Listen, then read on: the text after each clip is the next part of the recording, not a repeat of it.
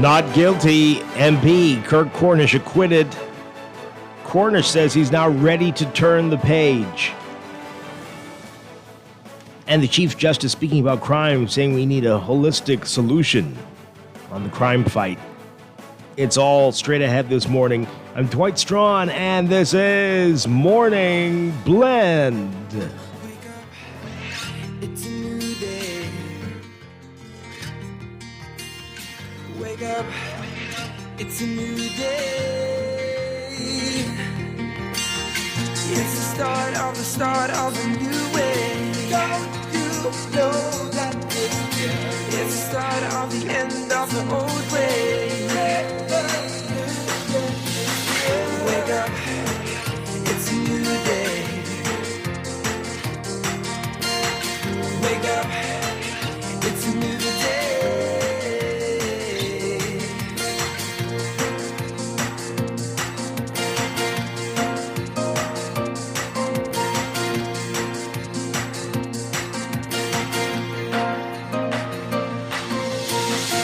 Good morning again, Bahamas. It is Friday, November 1st, 2024. This is Morning Blend on Guardian Radio 96.9. Again, I'm Dwight Strachan. Also this morning, as part of our monthly disability awareness series, we are going to be talking about diabetes in the Bahamas, as November is Diabetes Awareness Month. What do you need to know this morning? That's all ahead. But first, it's time for the overnight, the latest breaking news from while we're sleeping, and the top national and international headlines this morning.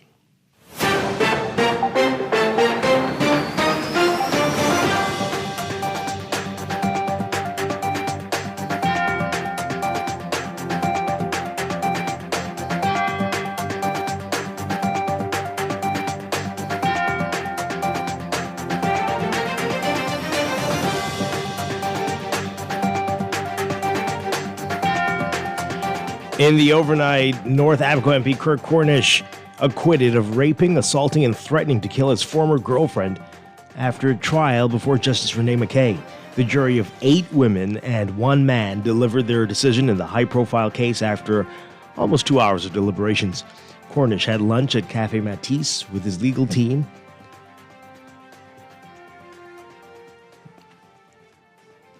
During the deliberations, in most cases, defendants are remanded to Central Police Station while the jury considers their fate. Cornish appeared calm as the jury forewoman pronounced him not guilty on all 5 counts. He faced 2 counts of rape, 2 counts of assault, and 1 count of threats of death. After court adjourned, Cornish's family and supporters shouted with glee while he remained reserved. The incidents allegedly happened between January 20th, 2023 and April 4th, 2023. Cornish exercised his right to remain silent at his trial and called a character witness who described him as quiet and nonviolent. His accuser testified that Cornish was controlling and abusive and that he assaulted and threatened her after he became enraged because she was speaking to male friends. Well, the North Abaco MP is saying that he is ready to turn the page on what has been, in his words, quote, most difficult chapter of his life. In a statement, Cornish said, quote, "Today I am blessed to turn the page on what has been the most difficult chapter of my life, and I owe my deepest thanks to Almighty God for his constant faithfulness and guidance. It is only through his grace that I am here today with the strength to move forward." He added that with the chapter now behind him, he's ready to renew his commitment to the people of the Bahamas, particularly the community of North Abaco, saying, quote, "I will continue to work with humility, determination, and gratitude, doing all I can to serve our nation and honor the trust you've placed in me." Cornish thanked the people of North Abaco, his family, legal team, and colleagues. Meanwhile, PLP Chairman Fred Mitchell said the party is thankful that Cornish was vindicated, saying in a statement, quote, "There are no winners or losers in this case. We simply thank the jury for their work and due diligence in sifting through the evidence and finding the facts."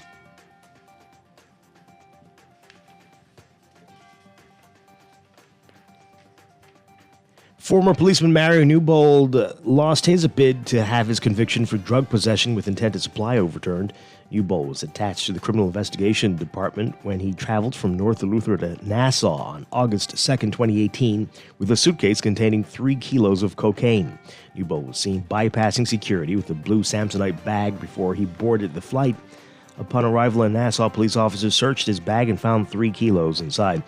Newbold admitted to owning the bag but claimed he didn't know why the drugs were inside.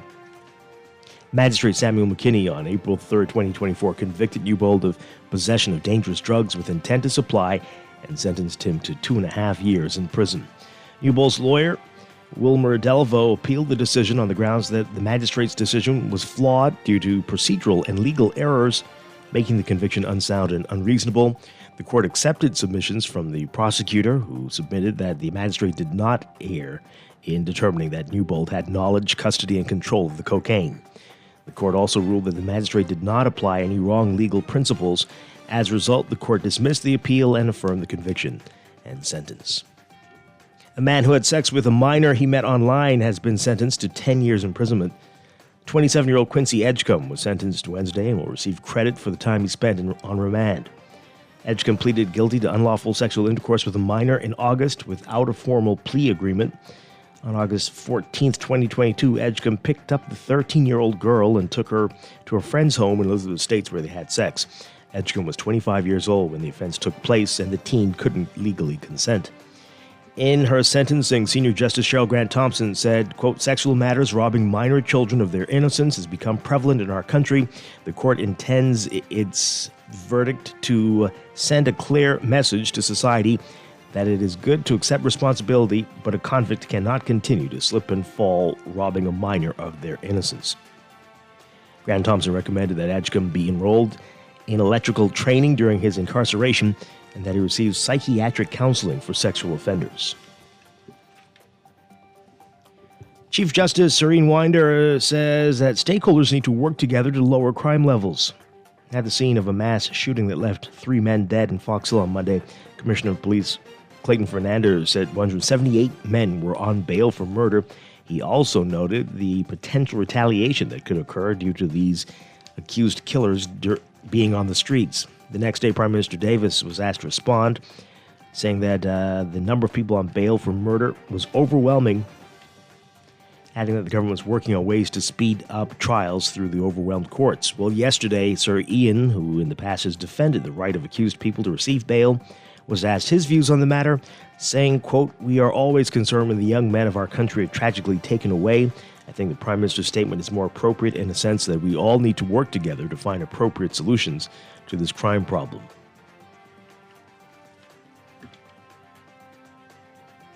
Overseas, 3 days after historic flash floods swept through several towns in southern Valencia and eastern Spain, the initial shock giving way to anger now, frustration, and a wave of solidarity.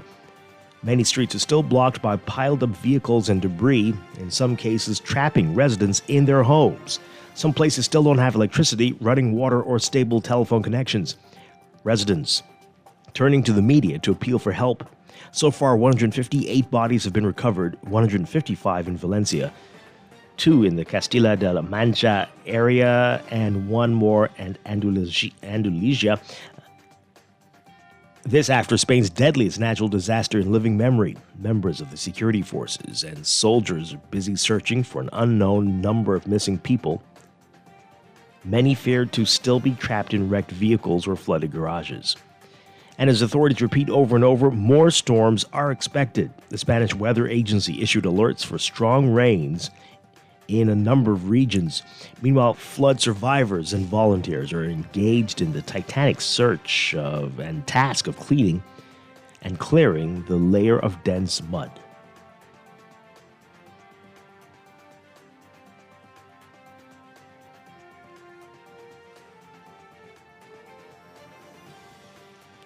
Eight justices of Mexico's Supreme Court have said they will leave the court rather than stand for election, as required by a controversial judicial overhaul passed last month.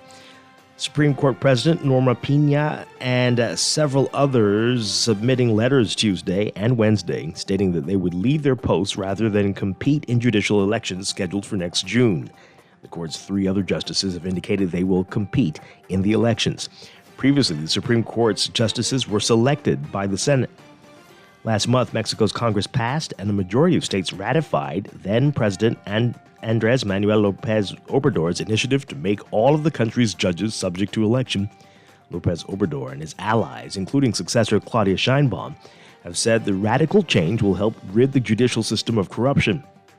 However, critics say the courts will become less independent and more subject to political forces. The resignation is coming before the Congress's lower chamber later Wednesday passed yet another constitutional change that would protect constitutional amendments like the judicial overhaul from legal challenges. The Supreme Court is scheduled to take up such a challenge in the coming days. And more from Mexico, the UN Human Rights Office saying that journalists in Mexico need more protection after gunmen killed a man whose Facebook news page covered the violent western Mexico state of Michoacan. Less than 24 hours later, an entertainment reporter in a western city of Colima was killed inside a restaurant she owned. Journalist Mauricio Solis of the news page Minuto por Minuto was shot to death late Tuesday, just moments after he conducted a sidewalk interview with the mayor of a city. State prosecutors said a second person was wounded in the shooting. Solis had just finished an interview on the street outside City Hall with the mayor. The mayor telling local media that he walked away, and 2 minutes later, he heard gunshots. The UN Rights Office said Solis was at least the 5th journalist killed in Mexico this year. It said he had previously reported security problems related to his work. His Facebook page reported on community events and the drug cartel violence that has racked the city.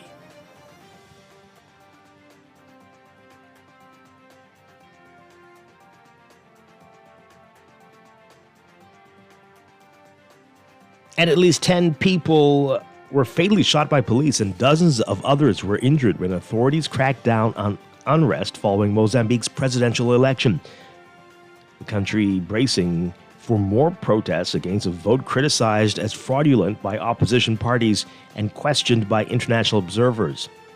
Daniel Chapo of the ruling Front for the Liberation of Mozambique was announced as the winner of the election on October 24th, extending the Frelimo party's 49 years in power since independence from Portugal in 1975. Chapo is to succeed President Felipe Nyusi, who is stepping down after serving the 2 terms allowed under the Constitution. Frelimo has regularly been accused of rigging elections, and Mozambique's security forces have previously been criticized for suppressing protests with deadly force. Opposition parties claimed fraud on the day of the election, while observers from the European Union said in a later report that there were irregularities in the vote counting and some results had been altered.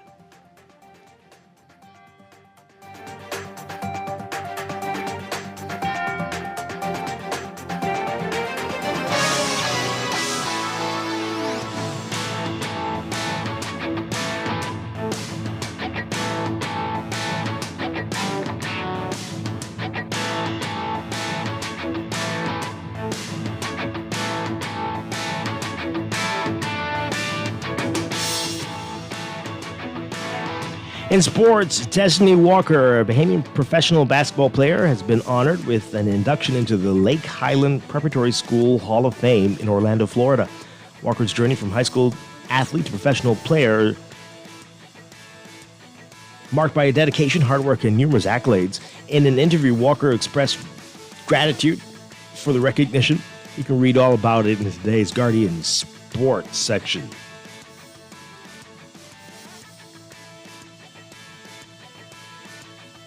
And the Renaissance Junior Gold Cup is celebrating its 22nd year of sponsorship by Renaissance Reinsurance. The event is taking place at the Royal Bermuda Yacht Club from October 29th through November 2nd. Finley McKinney-Lambert, the Bahamas Optimist National Champion, is among the talented young sailors competing. You can read about that as well in today's Guardian Sports section. From the NFL, Thursday Night Football action. Garrett Wilson making an eye-popping touchdown catch as the New York Jets, yes, the Jets, beat the Houston Texans 21-13. The Jets snapping a 5-game losing streak. That's sports. And that's the overnight. Time for your first look at weather.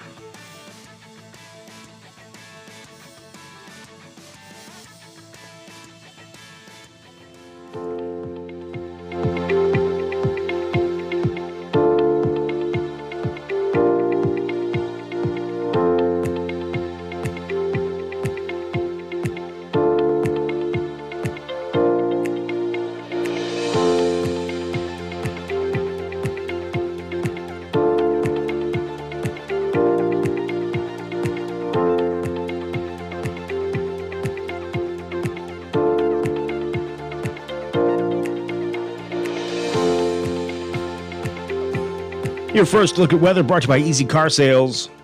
A strong high-pressure system dominates weather in the western Atlantic, maintaining a tight pressure gradient across the Bahamas. That is resulting in the breezy to windy conditions we've been seeing over the past few days, and that's also resulting in hazardous marine conditions. Those will continue into the weekend. A trough near the southeastern islands will continue to produce shower activity over the southeastern Bahamas this weekend. So, gale watch has been in effect for most of the week, still in effect for all areas. Strong to gale force winds and hazardous marine conditions are expected to continue. And this means that for beachgoers, you're advised to stay out of the water as there's expected to be life-threatening rough surf, high seas, large sea swells, and rip currents.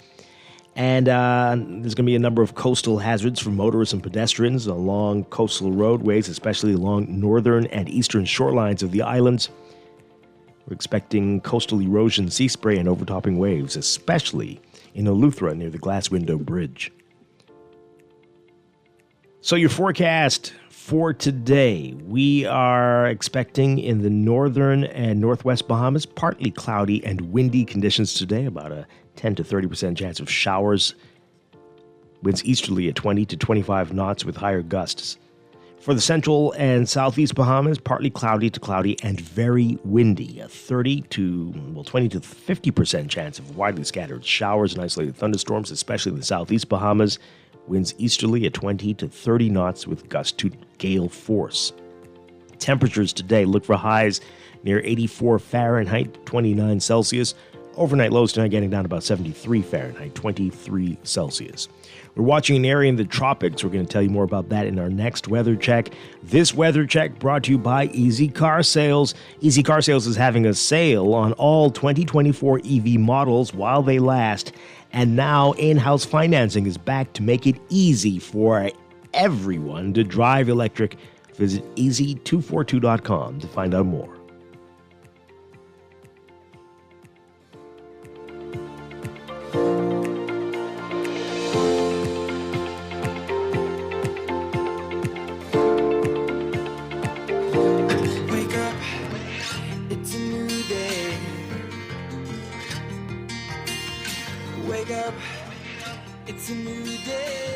You're listening to Morning Blend. When we come back, we're discussing the day's top stories right here on your home for fresh news and smart talk all day. Guardian Radio 96.9.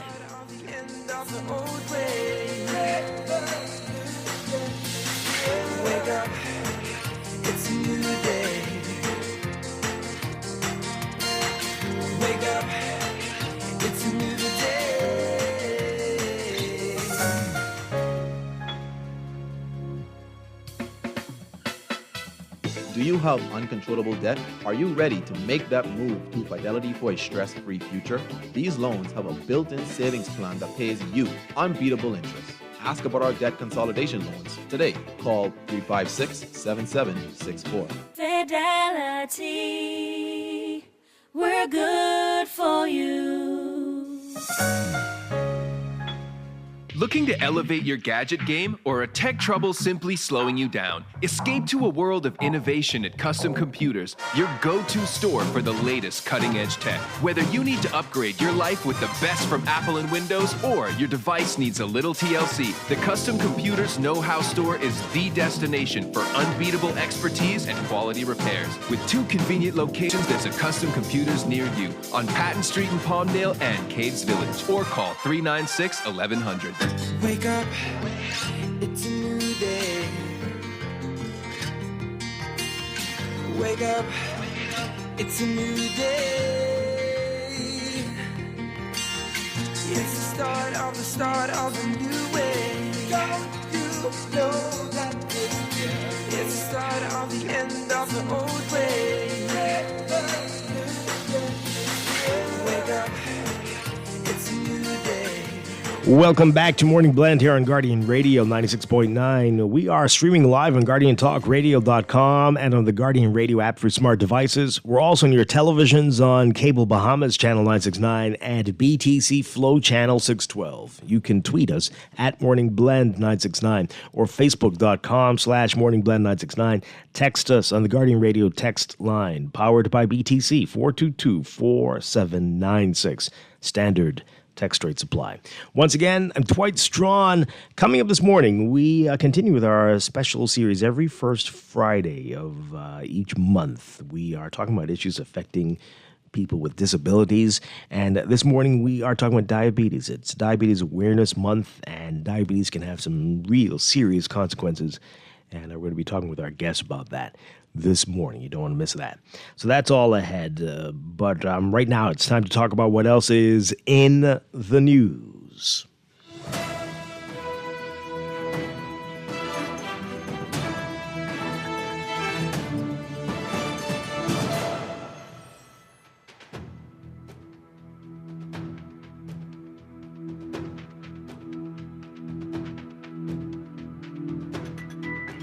And in the news, just a few housekeeping, as we can call it, things to get out of the way. Don't forget, folks, daylight saving time comes to an end this weekend, and we return to standard time. I don't know why we're still calling that one standard time, since it's the shorter one now.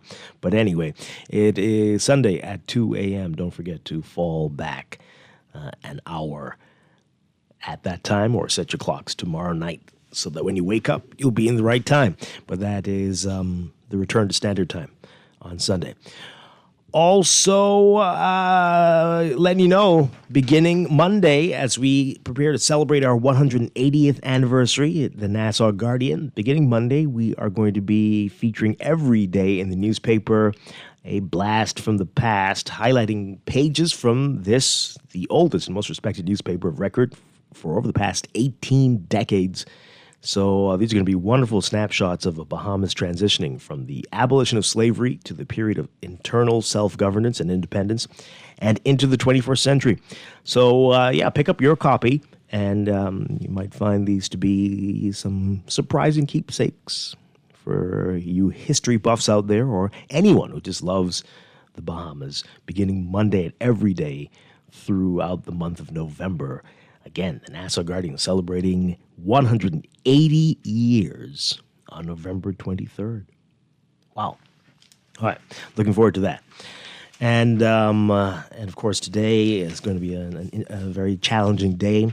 Our friend Philip Galan is going to be laid to rest this morning at 11 a.m. at St. Francis Xavier Cathedral. And again, our condolences to everybody, the family, and especially his wife, Tanya, and all of the kids, and the whole Bahamas. The whole Bahamas. Philip Galan is a great man. And we will never forget. Okay, so, not guilty. The big headline in the papers today. That's MP Kirk Cornish, the North Abaco Member of Parliament, acquitted yesterday. Our TZ Davis writing about it. North Abaco MP Kirk Cornish was on Thursday acquitted of raping, assaulting, and threatening to kill his former girlfriend after a trial before Justice Renee McKay.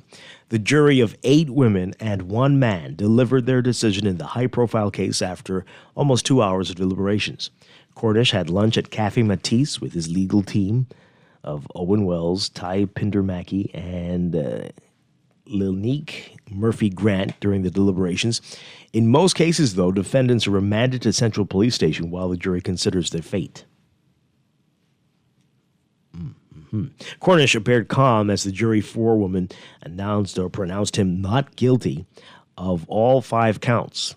He faced 2 counts of rape, 2 counts of assault, and 1 count of threats of death. After court adjourned, Cornish's family and supporters shouted with glee while he remained reserved. Now, you may recall the incidents allegedly happened back in between January 20th, 2023 and April 4th, 2023. Cornish exercised his right to remain silent at his trial and called a character witness who described him as quiet and nonviolent. His accuser testified that Cornish was controlling and abusive and that he assaulted and threatened her after he became enraged because she was speaking to male friends. The woman alleged that in January 2023, she was in Cornish's car when she received a call. She said Cornish got upset and poked her repeatedly in her right eye and choked her before he drove her to the south side of Cooperstown and threatened to put a bullet in her head. In March, while in New Providence for a swearing in of the commissioner, the woman alleged that Cornish attacked her while at an Airbnb. She said that she was on the phone and Cornish became upset after she didn't tell her friend what he wanted her to say. She said that Cornish charged at her with a knife and she put up her arms defensively. A short time later, she said she went into the bedroom to rest. According to her, Cornish came in the room, raped her, and spat in her face when he was done. There's more on that in the newspaper today. Well, the defense characterized the woman as a liar and a scorned woman who was intent on bringing Cornish down. They also highlighted the lack of forensic and physical evidence to support the woman's claims. The prosecutor described the woman as dangerously in love and said that she had finally broken her silence. Justice McKay declared a mistrial in April after it was revealed that a jury member was related to a member of the opposition. So it's been a long road. Well, Cornish again issuing a statement saying that he was ready to turn page on this difficult chapter. In the statement, he said, quote, "Today I am blessed to turn the page on what has been the most difficult chapter of my life, and I owe my deepest thanks to Almighty God for his constant faithfulness and guidance. It is only through his grace that I am here today with the strength to move forward. With this chapter now behind me, I am ready to renew my commitment to the people of the Bahamas, particularly to the community of North Abaco. I will continue to work with humility, determination, and gratitude, doing all I can to serve our nation and honor the trust you have placed in me." Cornish also thanked the people of North Abaco, his family, legal team, and colleagues. PLP Chairman Fred Mitchell issuing a statement saying that the party was thankful that Cornish was vindicated. Mitchell saying, quote, "There are no winners or losers in this case. We simply thank the jury for their work and due diligence in sifting through the evidence and finding the facts." Okay, hey, let's get your reaction to it. People yesterday were already predicting the outcome of this, but what do you say on this? Let's keep it decent, please, and just your reaction. 323-6232. We don't need any testimony. You got it? 325-4316. 325-4259. Toll free, 242-300-5720. We can even talk about political futures. What do you think will come out of this? Will this be an impediment to his career going forward? Let's get your reaction. And text us, 422-4796. I think we can do that, right? Yeah. Again, we got to be decent, as my colleague Howard Grant likes to say. Good morning, caller. You're on the air. Hi, good morning, caller. You're on the air. Yes, sir. Dwight, I mean, just for the record, right, being decent as possible. I personally was not surprised in the verdict, right? And simply because there's a lot of there's a lot of reasons to why is that, right? Because I know for a fact that this administration really can't take what do you call it, a by-election in an upcoming general election next year. So I mean it's a good thing for the PLP that happened. But you're not suggesting that that's the reason why this is the decision, right? Because you're not saying I am suggesting that, Dwight. Yeah, you're suggesting interference? Dwight, I'm living in the Bahamas, Dwight. I have to call it for what I see it is. See, if there was any example of us being a transparent and corrupt nation, right? Then I could say I probably might could agree with you, right? But over the years staying in this country, right, Dwight, we should by now know that our politicians' hands are long in our judiciary and in our courts, right? We're supposed to know that, and this is the reason why I feel that our government shouldn't be allowed to appoint certain people in positions because it becomes very challenging for a person who is appointed. Well, hey, this was a jury trial. I mean, I know it was a jury trial, Dwight. But Dwight, I know it was a jury trial, Dwight. But I still said that I would have been surprised, Dwight, if Mr. Cornish had been charged for this case, right? Because I would have not really because rape cases are very difficult, because it's between two people, very difficult to prove. That's not the reason why you'd be. Because, I mean, on their own, it's a challenge. That's not what you're thinking? Yes, Dwight. I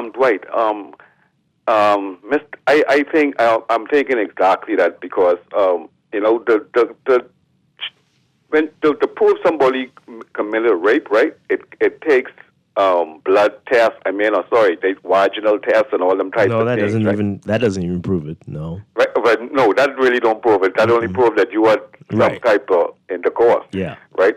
So it's really difficult, right? So I would like for them to possibly take the same approach when we have other rapes inside this country from Waddledom and Narrowdom from Tubinton and Camp Road, right? I think it happens. It happens. It really does. When Waddle and Narrowdom commit their rape, they don't get this type of treatment, right? They don't get this type of treatment, right? And that's what we need. We need to stop giving special treatment for our wakers. And our wakers is our politician. We have to stop. We have to call these people for who they are. They work for us. And they don't need to be getting special treatment, in my view. Okay. So you have a nice day. Thank you very much. Appreciate it. The only special treatment we see, kind of, is the thing about the restaurant. And what a nice restaurant, eh? They got to, as Artesia Davis writes, that most defendants are remanded to Central while the jury considers the fate, but they were in the restaurant having lunch. That's the only special treatment we see. Why is my producer laughing? I don't understand. I just want to read this text before we get back to these callers. Good morning, Dwight. Just a suggestion, because we control this. Can you please have a day for just new callers? Really tired of hearing the same few callers or texters. See, you could have called instead of texting that. 323-6232, 325-4316, 325-4259. He's still laughing. I don't understand why he's still... Cafe Matisse is very nice. Good morning, caller. You're on the air. Well, it is Strachan away so long with you, Dwight. Oh, wow. Baby, we haven't heard from you in a long time. Have you been okay? God. But guess what, Dwight? Dwight. Hey. Hello? Yeah, you are listening. Every time I go out, right, somebody breaks in my house and moves something. They just took a basketball in which I used to train children with when I used to teach, right? And guess what? It's a LeBron basketball, right? That's the brand, right? And I don't think it's right for people to just be breaking in my house all the time and the police not doing anything about it. When they're not taking basketball, they're taking my clothing and other things, Oh, that's horrible. Something needs to be done in Spence Street and the criminals that live around here. My goodness. Government, the thing is, the government know that they don't have rights around here, and the police know that they doesn't have rights around here, and they still won't do anything. You see what I'm saying? But if I go retaliate, then I get locked up, or the person who I got working for me get locked up. They got to stop this foolishness. They think I just pick up my stuff. That's really unfortunate. But you've been okay, though. You've been. Yeah, we were worried about you. It can be better, but thank God, Okay. Glad to hear your voice. And thank you for your concern, man. I appreciate that. Okay. All the best to you, man. Oh, same to you. Same to you. Glad to hear you're okay. All right, let's get back to this call. Good morning, caller. Dwight uses disgrace. Okay, there you go. It's Dave. PLP Dave. I don't understand what is going on. Ah, boy. Well, you're all on the journey with us. He does voice notes on us, and terrible things he says, often lies, considering legal action. But you are all being tortured with us. Thank you for being on our side. Okay, caller, good morning. Are you there? Hi, good morning. Hello, good morning. Hi, turn on your radio for us, please. Sorry, put this door to. Hey, Dwight, this is the blind one, Papa. Hey, Good morning. Gotta get Brim in the call. Dwight, what you could do with him? I don't know.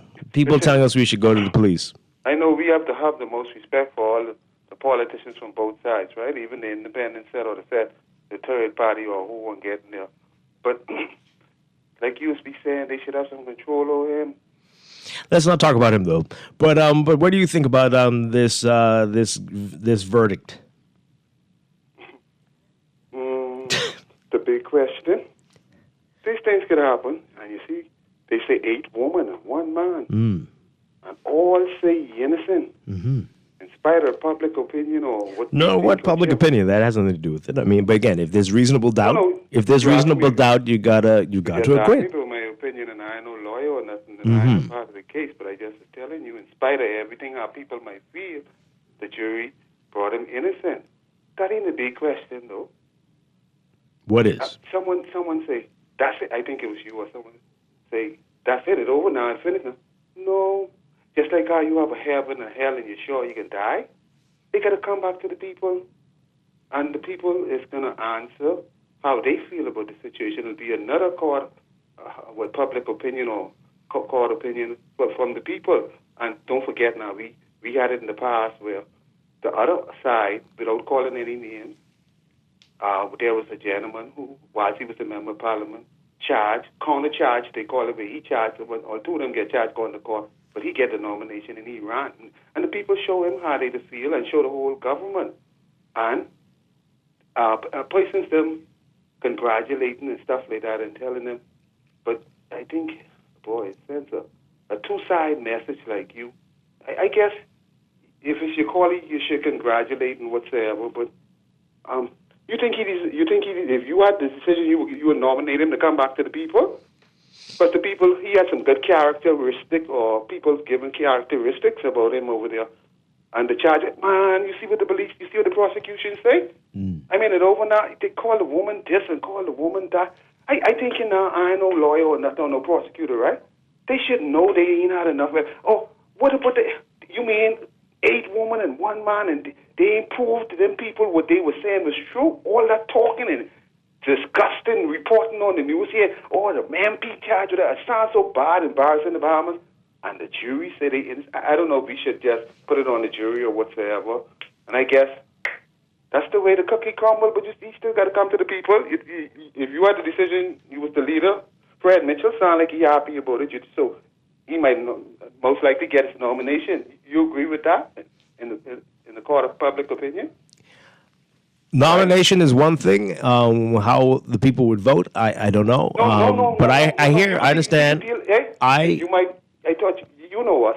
We could deal with it, right? But if God's will, like, right? But I'm saying to you, you say nomination is one. Certain things. I mean, if I get a team she.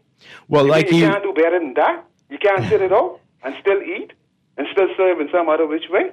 You mean you can make all them women? Hey, I guess you're they're asking the not right gonna questions, think straight, Papa. though. I appreciate you. You're asking the right questions, but again, not guilty, not guilty. And they've got a lot of people who have served multiple times in the House Assembly accused of. I mean, it's hard to say that there are things worse, but a whole lot, and they've been there multiple times. So I don't know. But again, as I just said, if you have doubt, that's how it works, right? Any doubt, like you're not certain, you need to quit. That's how it is, right? The reasonable doubt, I don't know. And so somebody's life is in your hands, and you have to be very careful. And I suspect that's what happened here with the jury. Good morning, caller. You're on the air. Are you there? Let's take that line. Good morning, caller. You're on the air. Good morning, Dwight. How are you? Doing well. How are you? I'm good, thank you. Yes, to me, the discussion is, is going, in reference to his Mr. Cornish's political career. I think this is bigger than that. This is a lady who made an accusation, a horrible accusation. I think it was 4 counts. This is a gentleman that was accused of these accusations. There was a huge public outcry, rightfully so. She came to the media. She gave an interview discussing what happened, right? It went before the court. Some cases, when people make allegations, don't ever see the light of day in court. This case was we have persons, I forgot how many cases right now, with persons who are out on bail for murder, right? Continuously, this bail for murder, right? This case went before the court. It was heard before panel 9. All of them decided, because of, as far as with evidence, everything that happened. The man sat in the docket, the accused. He was found not guilty, right? But yet you're going to have persons who feel a certain way about the verdict, right? Now, to me, I think what Mr. Cornish needs to do, as far as him and political persons say, but there's going to be a judgment. As far as his political career, that's a life stupidness right now. Well, to you and me, to other people, that's more than life. It should be his life, how he goes forward, his relationship with God, his family, and his career as far as with where he goes to political. People are going to vote. Guess what? You have persons who weren't even charged with rape, who weren't even went before the court with anything, and their political. They need to decide where they're going to go forward as far as with their political career. You understand what I'm saying? So that to me, that's my main thing, is that he went before. No one can say, because people have a way of trying to twist things how they want to see it through their political or whatever lens. The man went to court. If he didn't go to court, it would have been a huge outcry that day, like it was in the past. It happened, and now he needs to move on with his life, however way he chooses, however the cookie crumbles. The man has been found not guilty, and let's get on to the next case. And I hope whatever outcome of this next big high-profile case we have before the courts, I'm waiting to see what the reaction is going to be, depending on our political lens that we look at it through, and see what the reaction is going to be with that one. But thank you, and have a safe weekend. Bye. You too. Thank you very much. Appreciate it. All right. Interesting reactions from folks this morning. Let's take a few more calls before we have to take a break. Good morning, caller. You are on the air. Good morning, sir. I'll stay on topic. Hi. Leading up to the verdict, is it called a verdict? The decision. Mm-hmm. I thought I heard in the news that the prosecutor also, in his remarks to the jurors, that if they have any doubt, they can come with a guilty verdict as well. But I want to understand, it's a teachable or is an educational process. So I want to understand, once there's unanimous vote, that's how the final decision is made? Is that so? Yeah, this is over. Okay, once there's a final, when everybody say yay or everybody say nay, everybody got to have to say the same thing. That's the way the system works, right? No, not with this. I don't think so. So if one person has a different opinion on the panel of jurors, that what will be the outcome? I'm just trying to understand the thing because I believe it would have still been not guilty. Yeah. Okay. I believe. We can check that out, but yeah. And, but in any event, it was unanimous. Yeah. And my next question or observation, I believe I heard recently, when it comes to the number of murderers on bail, an explanation was given or suggestion was made that if we do away with the jury system, the system will be sped up. Did I hear that correct on the news? Or is it not? Some have theorized that, yeah. Mm-hmm. Okay. That's all I want to inquire and ask about. Yeah. Okay. Thank you very much. Remember now, I think they passed it so you can elect to have a judge versus jury. Jury seems to work well for a lot of people around here. Good morning, caller. You're on the air. Hi, are you there? Morning, Mr. Strachan. How you doing? Doing well. I don't think anyone was surprised with the verdict, Mr. Strachan. I mean, I think some folks might have said it might have been a foregone conclusion. But my thing is, you think it's possible, Mr. Strachan, that we could have possibly jury and judge trial? Like you know what I mean? Not only the jury, but the judge also, like some judges also, because I feel as if you still need that legal mind to witness the case, because sometimes the public is you know what I mean, could be misled by certain things or whatever the case may be. But do you think we could have a co-op type trial? Maybe You mean have like three judges sit for down one? and I didn't hear you. You mean at the same time? Yes. For one trial? Yes. I mean, boy, well, that sounds... Do you think it's possible that we could have some more judges? I mean, Why would you do that? What if the jury has a totally different view from the judges? Then they can come together and figure out what exactly the difference is in the interpretation of the evidence. Well, then it would take 20 years to clear the backlog. Because I don't think it, Mr. Strachan. I mean, to be honest with you, I don't see why it takes so long to figure out what you disagree on. You understand where I'm coming from?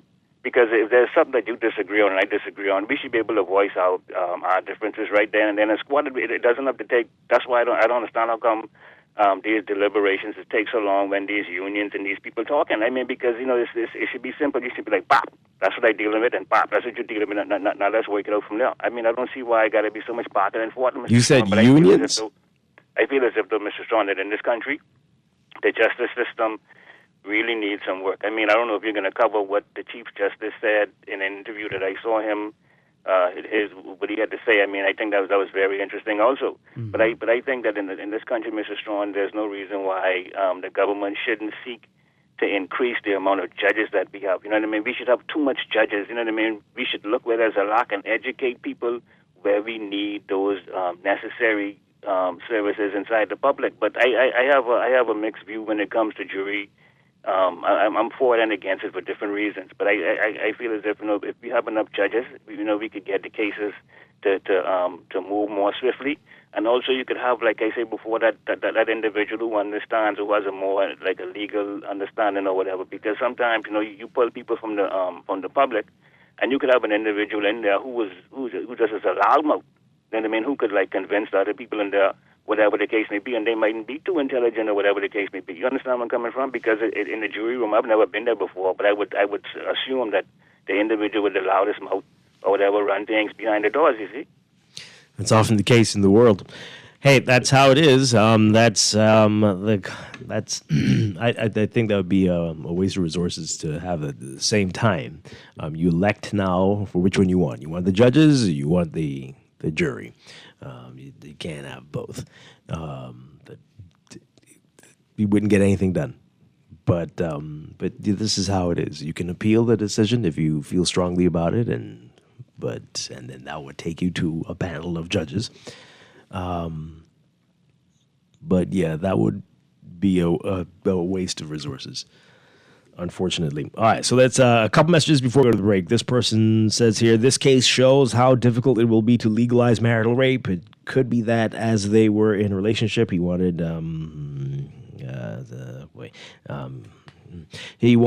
some, and she said no. He then forced himself on her, but then again, she could just be mad at him, and this would be to get back at him for whatever reason. Just difficult to prove rape when two people are in a relationship unless there are recordings.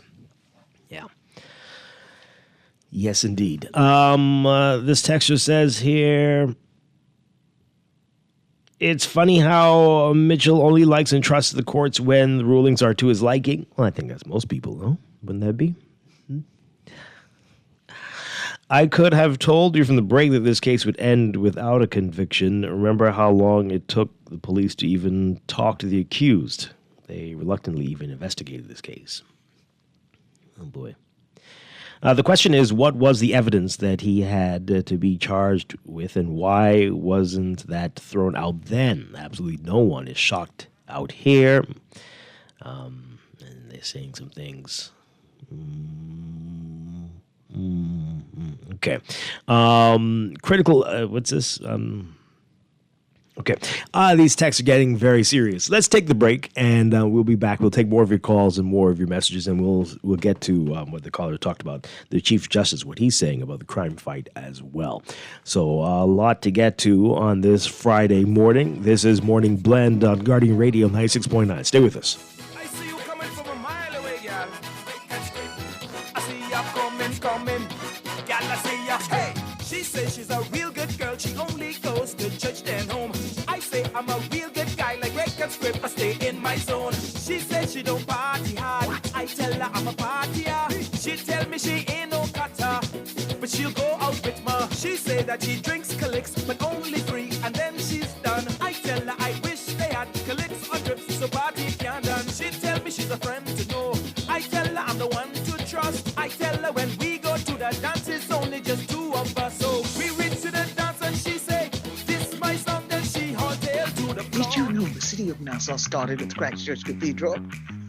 The Christchurch Cathedral Street Festival is happening on George Street this Saturday, November 2nd. It's a day packed with fun for the whole family, celebrating the birth of the city of Nassau. From delicious local food vendors to the vibrant songs of Jump Canoe Parade, plus live performances by the Defense Force Band, the Police Pop Band. We've got something for everyone.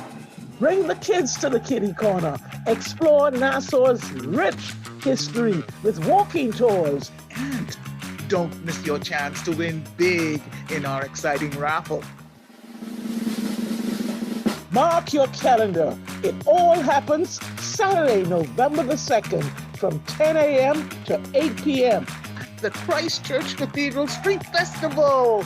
Nassau starts here, so see you there. This message is proudly endorsed by the Minister of Economic Affairs, Senator the Honorable Michael B. Halkitis. I'm proud to introduce the Made in the Bahamas certification, a mark of pride and quality. Join us on Thursday, November 14th at 5:30 p.m. for the BBSQ's National Town Hall meeting at the Holy Trinity Anglican Church Activity Center. This free 2-hour event is your chance to learn more about the Made in the Bahamas certification program and how it benefits us all. What's that one gift you've longed for? My own home. Build or buy your home with financing from CIBC Caribbean, and we'll gift you up to US $3,000 towards your legal fees. No loan application fee and up to 95% financing. And if you switch your mortgage to us, take the gift of no switching costs up to US $10,000. Plus, we're giving more with double the chance to win one of 3 cash prizes in your country. Visit CIBCFCIB.com/joyofgiving for more information. Terms and conditions apply.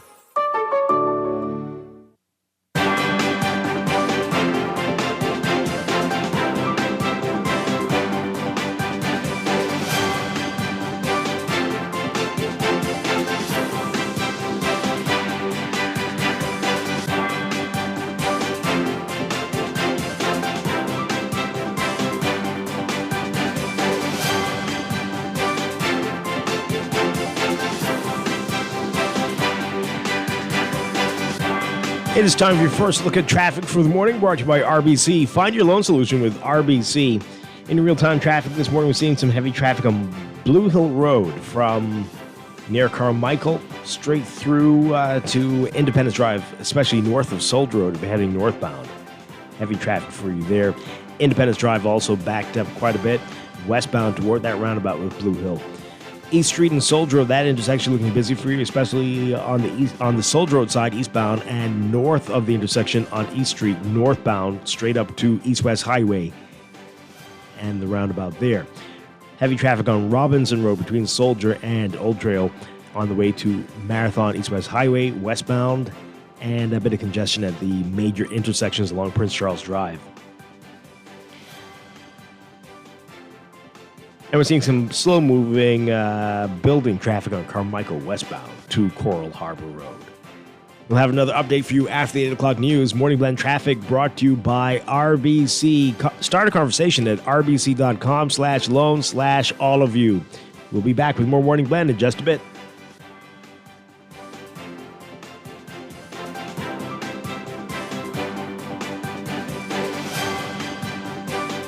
RBC. Life is full of twists, turns, and defining moments that create your own unique story. However your story unfolds, we're here to help guide you through it. From every big decision to every new adventure, RBC. Visit rbc.com/Caribbean/all of you. It's easy to go the extra mile when you fill up with Esso Synergy Supreme Plus fuel. It keeps your engine clean and running smoothly, which helps to make every fill up last longer. Choose Esso Synergy Supreme Plus fuel today for better gas mileage and better performance. The Esso brand is a trademark of ExxonMobil Corporation and is used under license. Benefits are based on Synergy branded gasoline compared to gasoline meeting minimum government detergency standards. Actual benefits may vary based on factors such as vehicle type, driving style, and gasoline previously used. Around the world, Cleveland Clinic is recognized as a leader in healthcare. Our team of experts relentlessly pursues the best for our patients. From groundbreaking cancer research to state-of-the-art heart surgery, life-saving innovations happen here every day. When it's time to travel for your health, it's time to travel to Cleveland Clinic. Your destination for care. For every care in the world. To learn more, visit clevelandclinic.org/Caribbean. The Tourism Development Corporation is calling all Bahamian musicians. We're launching the Street Musician Program to bring vibrant live performances to downtown Nassau. If you play unplugged instruments like acoustic guitar, saxophone, or violin, we're looking for 15 musicians to join this exciting initiative. No professional experience needed. Just submit a 90-second performance video by November 8th. Visit bahamas.com/Pilot Street Musician and sign up today. Screws and Fasteners World, Balfour Avenue and Palm Beach Street, has those hard-to-find fasteners for you right now. You can find stainless steel regular hex, carriage bolts, galvanized bolts, threaded rods, nails, self-tap screws, sex bolts, anchor bolts, turnbuckles, masonry tools, hand tools, and weed whacker strings. Check out the rope selection and car body fasteners, too. Special orders are welcome. It's your #1 fastener store. Screws and Fasteners World, Balfour Avenue and Palm Beach Streets. Call 326-1976. Maybe it's time to explore your options. There's no harm in reviewing your mortgage arrangement and considering a better deal. CIBC Caribbean can help you narrow your search and decide. Switch your mortgage to CIBC Caribbean and enjoy a special interest rate and help towards your switching cost. Visit CIBCFCIB.com/inspired home for more information. Conditions apply.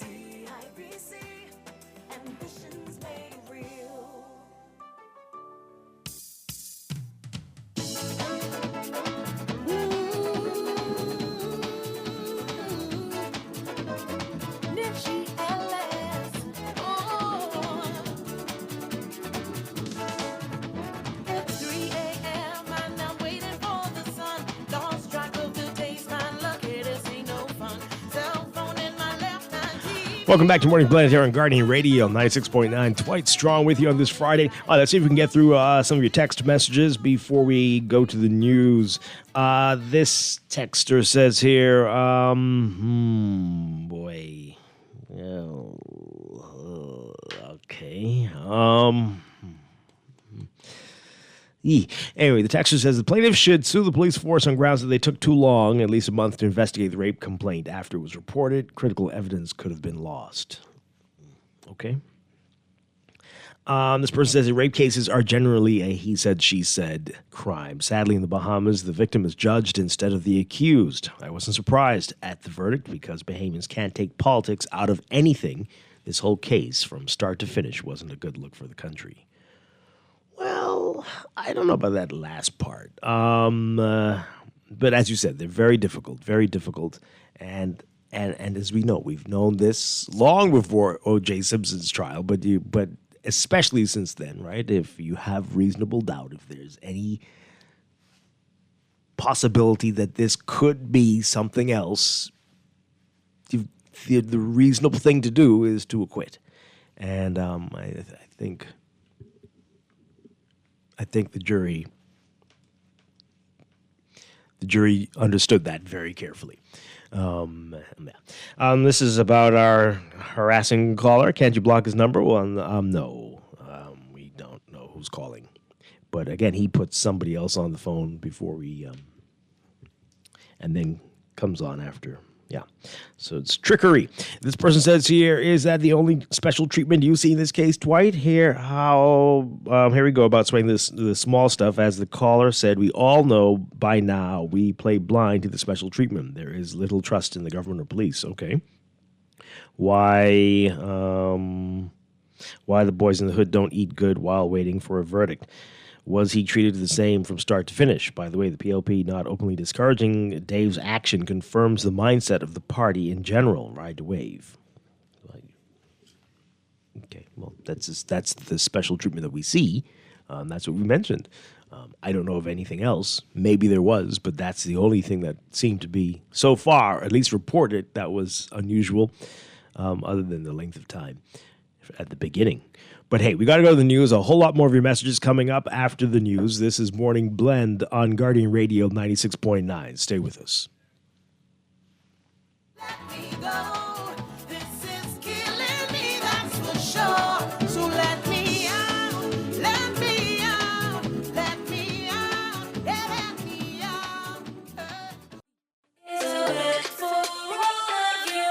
Life is full of twists, turns, and defining moments that create your own unique story. However your story unfolds, we're here to help guide you through it. From every big decision to every new adventure, RBC. Visit rbc.com/Caribbean/all of you.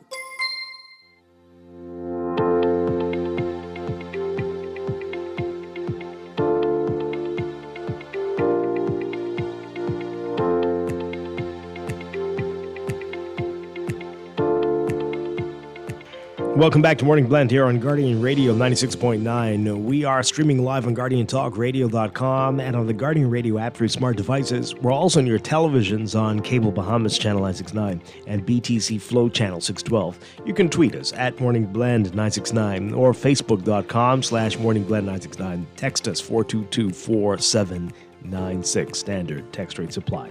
And now at 8:20, time for another check of the weather for today, brought to you by Sherwin-Williams Paints. Here's what's happening. We've got a strong high-pressure system dominating the weather in the western Atlantic, and that's maintaining a tight pressure gradient across the Bahamas, resulting in breezy to windy conditions and hazardous marine conditions through the weekend. A trough near the southeastern islands will continue to produce shower activity over the southeastern Bahamas this weekend.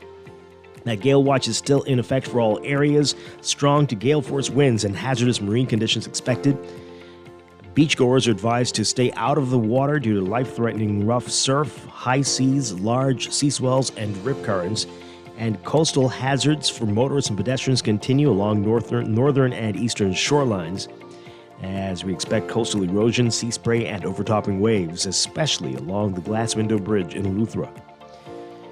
So for today, we are going to keep an eye on what's happening in the Caribbean, and we'll tell you about that in just a moment. Your forecast for today, though, for the northern and northwest Bahamas, partly cloudy and windy. For the central and southeast Bahamas, partly cloudy to cloudy and very windy, with gusts to gale force strength in those islands. Temperatures today, highs around 84 Fahrenheit, 29 Celsius. Overnight lows tonight getting down to about 73 Fahrenheit, 23 Celsius. In your extended outlook for your weekend, we are looking at pretty much the same for the next few days. Partly cloudy, very windy conditions straight through the weekend. In the tropics, we're keeping an eye on a broad area of low pressure that has now a 60% chance to develop over the southwestern Caribbean Sea during the next day or so. The northern, northeastern Caribbean Sea and Greater Antilles, a trough of low pressure near Puerto Rico, producing widespread cloudiness and showers over the southeastern Bahamas and Turks and Caicos. That is also expected to be absorbed into the low pressure system over the Caribbean. And there's also in the North Atlantic a storm force non-tropical low about 450 miles west of the western Azores that has a 20% chance of development as it moves eastwards during the next few days. But we'll continue to watch the system in the Caribbean. That is expected to get very close to Jamaica before taking a turn into the Gulf of Mexico. But more on that at the start of the new week. That is your Morning Blend weather check, brought to you by Sherwin-Williams Paints. Sherwin-Williams Paints got you covered for all your painting and equipment needs. Visit Sherwin-Williams Paints online or in store today.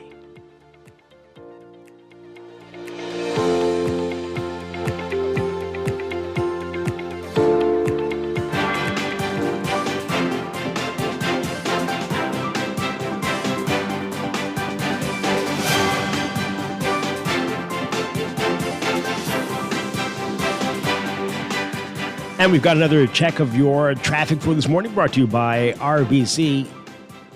Find your loan solution with RBC. In your real-time traffic, Milo Butler Highway, a number of issues. We've got heavy traffic well south of Bellet Road, straight through the Fire Trail roundabout, and up to Tawny Williams Darling Highway. Traffic backed up a bit along Fire Trail eastbound toward Milo Butler Highway. And at the southern end of Milo Butler Highway, heavy traffic for you coming off of Carmichael Road if you're heading northbound, and a bit of congestion in the Carmichael Faith Avenue, Milo Butler area at this hour. At over on Blue Hill Road, it's busy for you from St. Vincent straight up to Independence Drive, especially near Carmichael and north of Soldier Road on the way to the roundabout. And both directions on Independence Drive seeing some heavy traffic at this hour. Soldier Road, at the intersection of East Street, north and south of Soldier Road, you're going to be seeing some slow-moving traffic northbound up to the East-West Highway Independence Drive roundabout. And Robinson Road still looking congested for you. Slow-moving traffic westbound from Soldier straight through to Marathon East-West Highway near Old Trail. Those are your hotspots right now. That's your real-time traffic and your Morning Blend traffic alert, brought to you by RBC. Start a conversation at rbc.com/loan/all of you.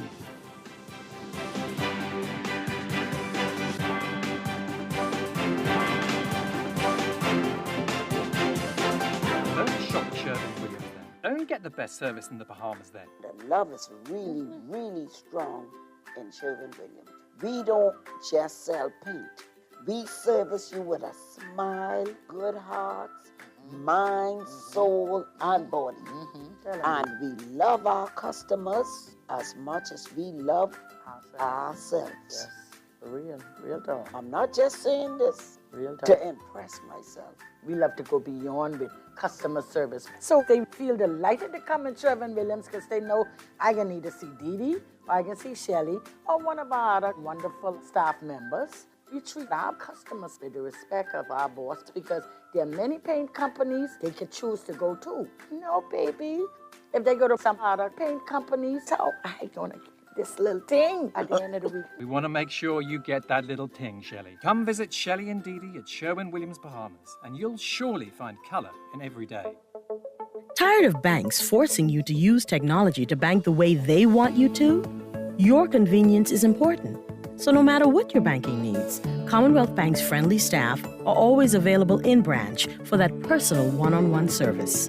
But when you choose technology, our online and mobile banking app offers you state-of-the-art functionality. The choice is yours. Commonwealth Bank. Bank the way you want.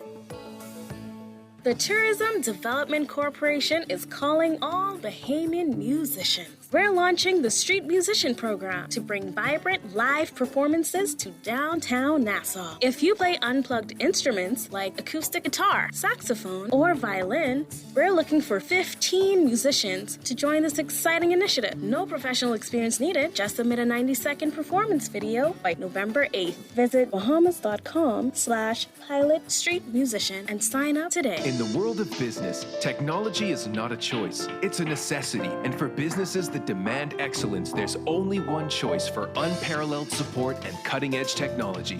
Custom Computers. You have challenges and we have solutions. Computing, networking, storage, and printing for enterprises large and small, aligned with premium brands like HP, Microsoft, Konica Minolta, and more.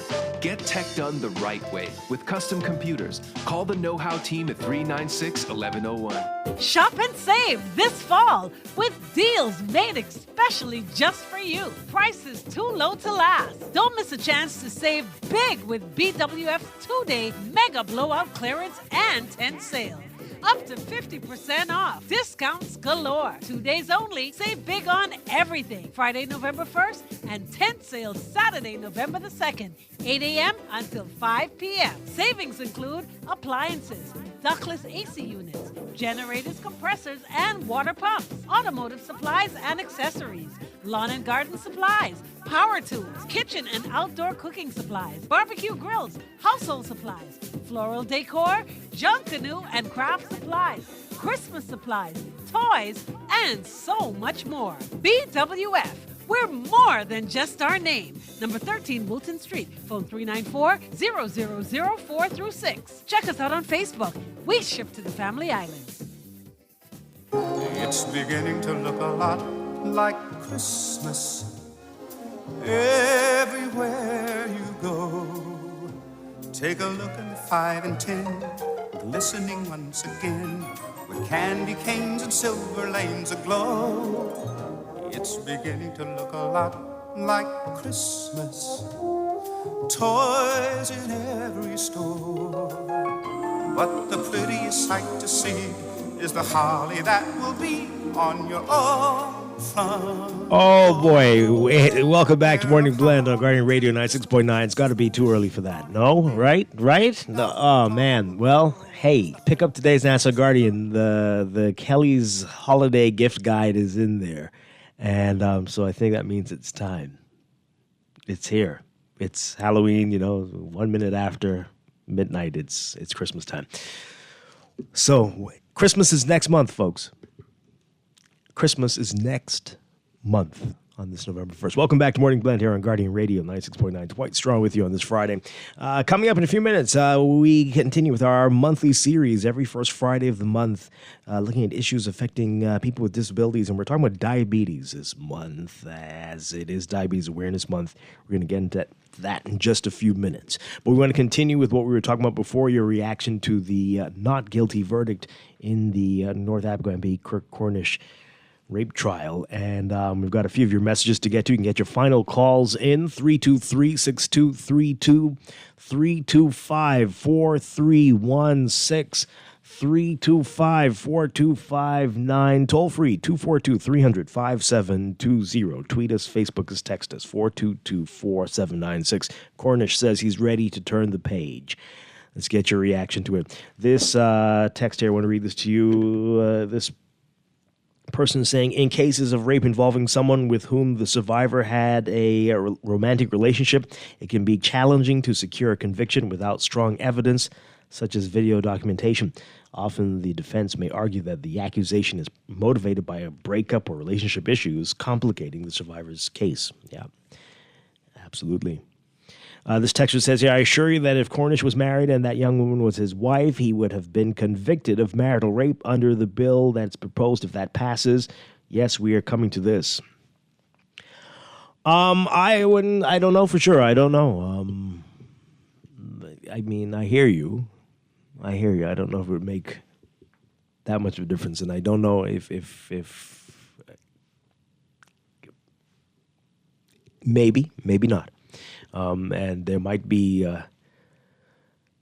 some behaviors that wives might be more willing to put up with than people who are not wives, if you understand what I'm saying, right? If you have the ring on, you might. Let me not go there. Anyway, this text here, please tell Chief Superintendent Skippings to stop insulting the intelligence of the Miami public in that particular situation. If you cause the death of another person, it's murder. Okay, no.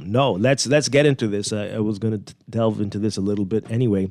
And I think everyone's using the wrong word. Maybe not the police. If you listen carefully to what Skippings is saying, she used the word murder, saying that we are not sure yet if we are counting these as murders.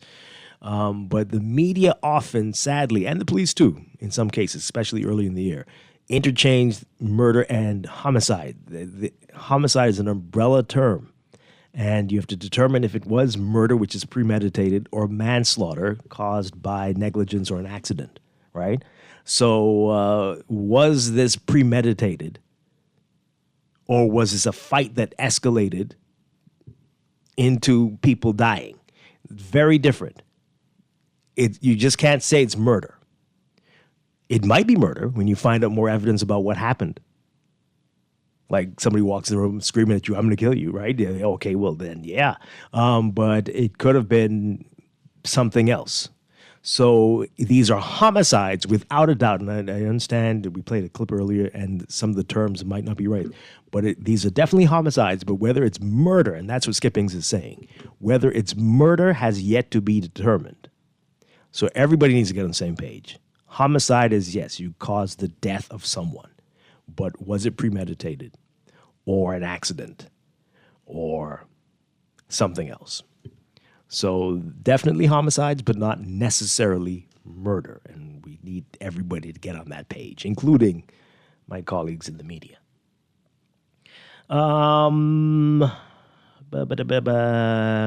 What is this? Oh, this is asking about the Vision Challenge promotion for the NASA Guardian's 180th. For the promotion, are we looking for the Guardian radio logo? No. It's the NASA Guardian that's celebrating the 180th. So you're looking for the 180th. It's a special 180th logo that's hidden in the papers every day. And you need to hurry up because the first drawing is this afternoon. And somebody's going to win some money today. So get your NASA Guardians and look for the 180th logo. Yeah, good luck. It's quite a challenge. But look for the hidden logo in today's NASA Guardian. And every day. And you can enter as many times as you want if you can find it. Good luck with that. This person says here, we are a society where wrong is only wrong if I don't see the possibility of getting a government contract. What now?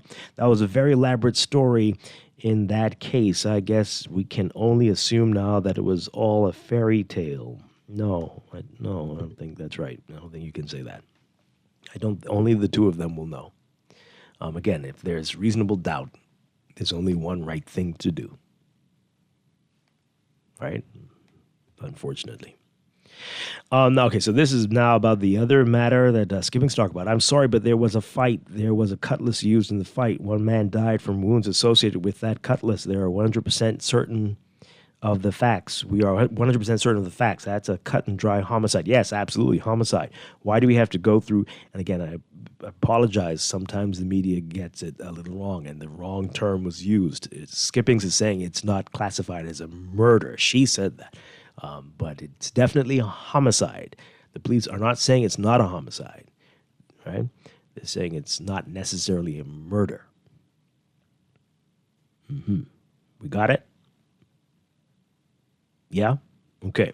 This person says here, not too early at all, bro, to keep the Christmas music. Well, I can't take it. So that was just a tease. I'm not going to be playing any Christmas music until December. I'm sorry. I can't, for my own sanity. December. So you got a few more weeks to wait for that one. My apologies. I'm sure some other people might be playing the Christmas music for you. This person says here, concerning the North Abaco MP Cornish and his legal saga, let this be a lesson to Bahamian men. Please start being very careful with the women that you get into relationships. Don't be settling. Don't be picking up any and every kind of woman. Oh, my goodness. Stop dating below your level. Whoa. Women date on and or above their level. Men urgently need to start doing the same. Bahamian men, please stop dating or choosing well below your level. It can cost you and cost you very dearly. And by the way, you Bahamian men that are sadly or unfortunately holding on to toxic drama style women, please let them go. Let yourself go. Your legal freedom, your sanity, your name, your life, and not being in the grave is far more precious than you holding on to a toxic drama type woman. Wow. Okay, that's some serious advice there, but also make sure, I'm saying, don't be a toxic drama man too, right? Everybody, just let go of the toxicity. Everybody, for the love of God. Let's take this call. Good morning, caller. You are on the air. Are you there? Good morning, Dwight. Hi, good morning.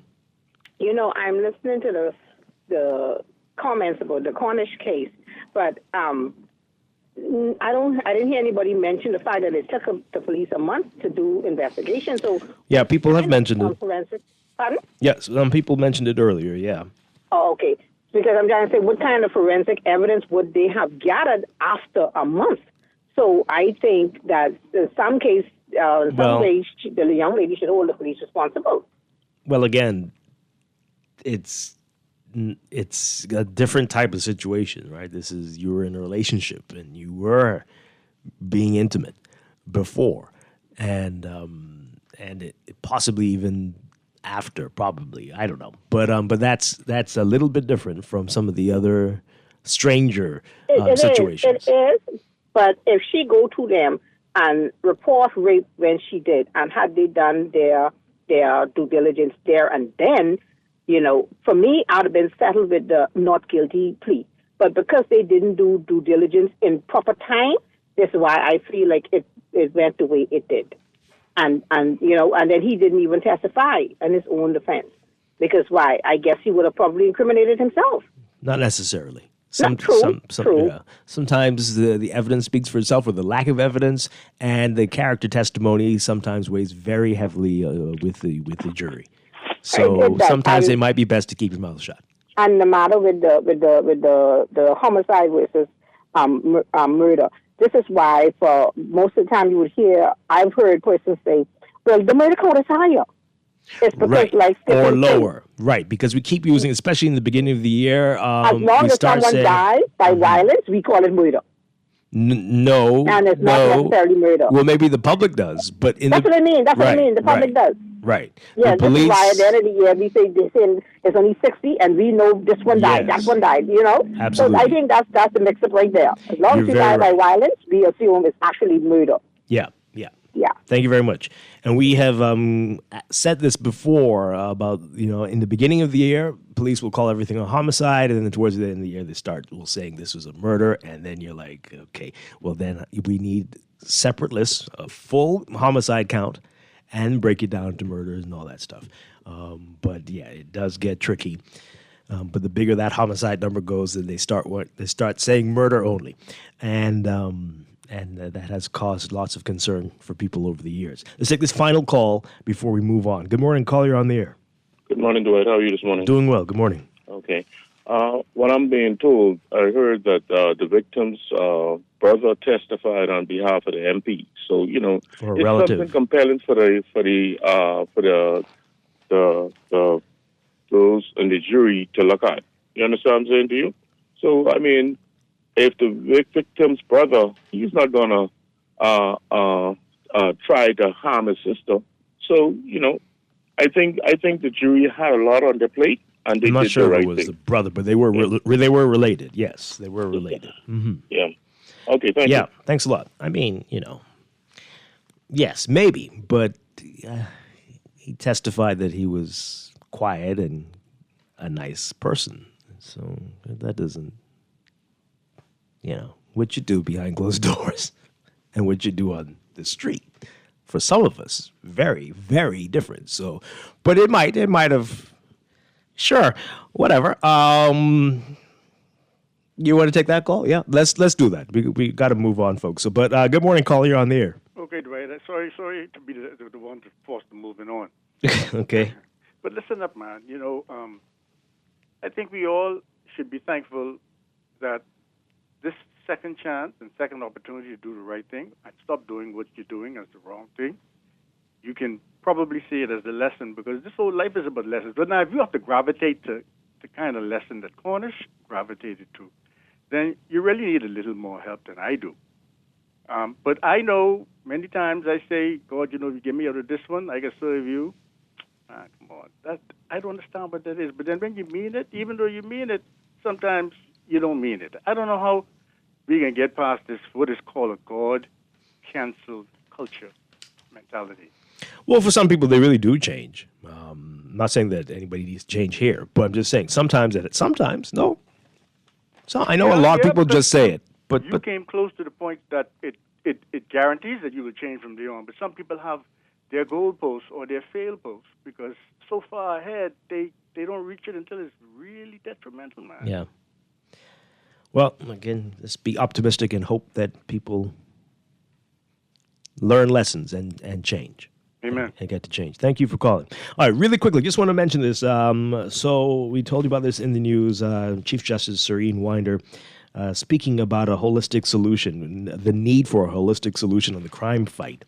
He was asked about this situation with 178 people out on bail for murder. 178. The Prime Minister saying earlier in the week that it's likely that it would take a whole decade to get through the backlog of cases before the courts, which is terrifying, right?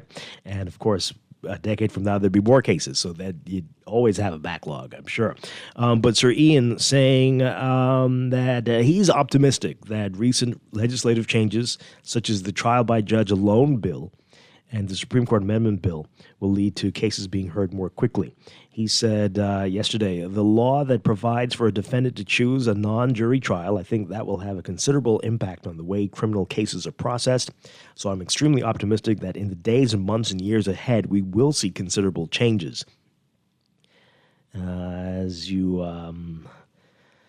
may recall, at the beginning of the year, after a spate of murders, the issue of accused killers getting bail grabbed headlines. In January, David said releasing accused murderers out on bail was a death sentence for many young people. The commission's been saying that for a long time.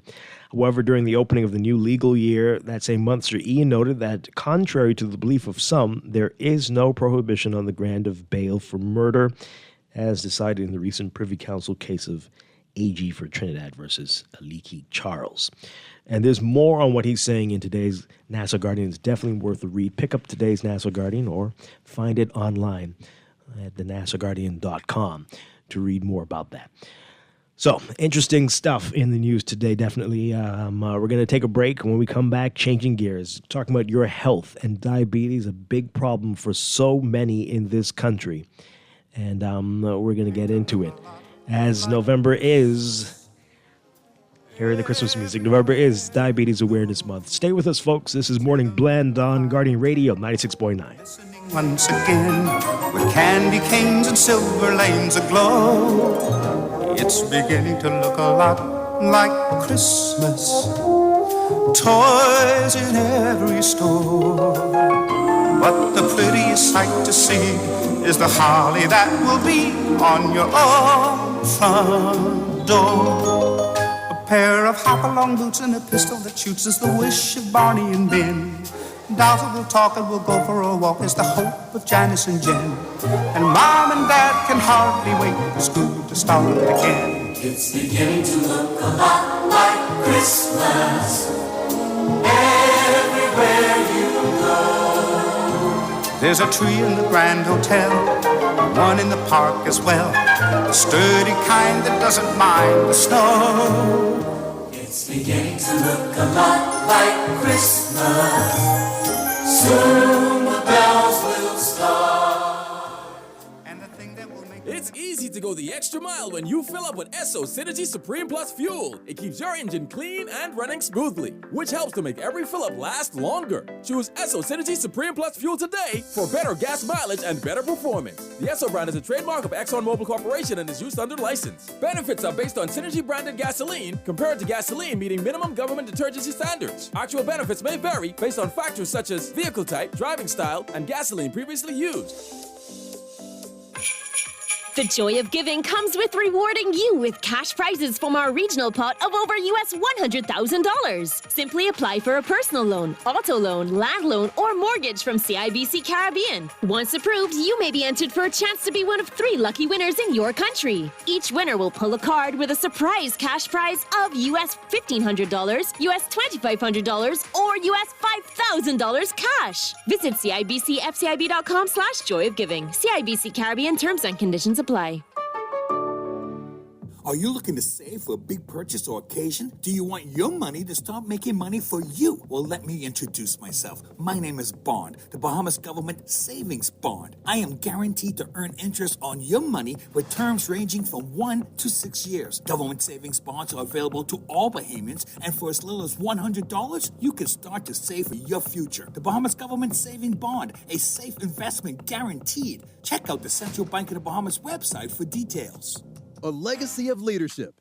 Join the International Third World Leadership Association in partnership with the Miles and Ruth Monroe Foundation for Legacy Weekend, celebrating the legacy of Dr. Miles Monroe and other visionary leaders. November 8th to the 9th, experience 3 powerful events. ITWLA hosts Legacy Leadership Lectures, honoring distinguished global leaders. November 9th, the Miles and Ruth Monroe Foundation presents Legacy Walk to Remember, 5K and 10K routes along West Bay Streets, Nassau, Bahamas. Then join us for the Legacy Reunion Concert, featuring Grammy-winning gospel artist Yolanda Adams and Sherwin Gardner at the Miles E. Monroe Diplomat Center. Hey guys, it's Yolanda Adams. It's about to be a celebration November 8th through the 10th at the Miles E. Monroe Diplomat Center. I can't wait to see you. Come on. Visit ITWLA.com for details. Don't miss Legacy Weekend. This October, Dunkin' Donuts is brewing more than just coffee. We're brewing strength because we're stronger together. Donate at any Dunkin' location to support breast cancer awareness, and we'll match every dollar you give. Together, we're making a real difference for the Sister Breast Cancer Support Group. Sip, smile, support. When we stand together, we're stronger together because the Bahamas runs on Dunkin'. Experience the immediate care you deserve at Doctors Hospital Urgent Care. When emergency strikes, trust our expert physicians for fast, quality care. With extended hours and cutting-edge medical technology, we're always ready to serve you. Don't wait or take risks with your health. Visit our urgent care suite at Doctors Hospital West on Blake Road for immediate, trusted, and best care. This is Guardian Radio, your station for up-to-the-minute news, intelligent, interactive, and engaging conversation. 96.9 FM. Hands, put your empty hands in mine. And scars, show me all the scars you hide. And hey, if your wings are broken, please take mine so yours can open too. 'Cause I'm gonna stand by you. Oh, tears make a lot of scopes in your eyes. It hurt, I know you're hurting, but so am I. And love, if your wings are broken, borrow mine so yours can open too. 'Cause I'm gonna stand by you, even if we break it down. We can find a way to break through, even if we can't find heaven. I'll walk through hell with you. Love you, love. Welcome back to Morning Blend here on Guardian Radio 96.9. It's another of our series looking at issues affecting people with disabilities in the Bahamas. And this morning, my co-host for all of this, very pleased to have back with us from BAPV, Dario Charlton. Dario, good morning. Great to have you with us. Good morning. Good morning. I'm excited to be here. All right, so this morning we're going to be talking about diabetes, and it is Diabetes Awareness Month, World Diabetes Day coming up in a few days. And we have with us from the Bahamas Diabetes Association Public Relations Manager, Shamal Forbes. Good morning, Shamal. Great to have you with us. Good morning, Dwight, and Theos, and good morning, Dario. Morning, sir. All right, so Dario, let's talk about it. Diabetes, and in the Bahamas, you know about this personally. How big of a problem is it here? And Shamal, you can jump in as well. Yeah, diabetes, it's worldwide, it's a serious challenge. And so here at home, we can imagine, like I've said in the past, it amplifies just based on our culture, just based on some of the things that we do that differs from around the world, where our diets, our lack of physical activity, our lifestyle really causes it to amplify. Diabetes in the Bahamas is a challenge because just our skin color, being predominantly black, we are more susceptible to certain types of diabetes. And with the two major types of diabetes being type 2, which about 95% of all diabetics are type 2, which is really a lifestyle kind of driven challenge. And then type 1, we're right around that 4%, very unique, but very challenging because our skin color dictates a bit of us being more prone to that type of diabetes. Sadly, but true. Yeah. And I think the biggest challenge is the fact that we lack the knowledge, access to certain technologies, advancements in insulin therapy, and probably proper direction, and probably more so our public health atmosphere, and then the kind of help and assistance we have at home. Yeah, and probably denial too. A lot of people just not willing to take it on and acknowledge it and to change their lifestyles. Yeah, that help. That's a part of it.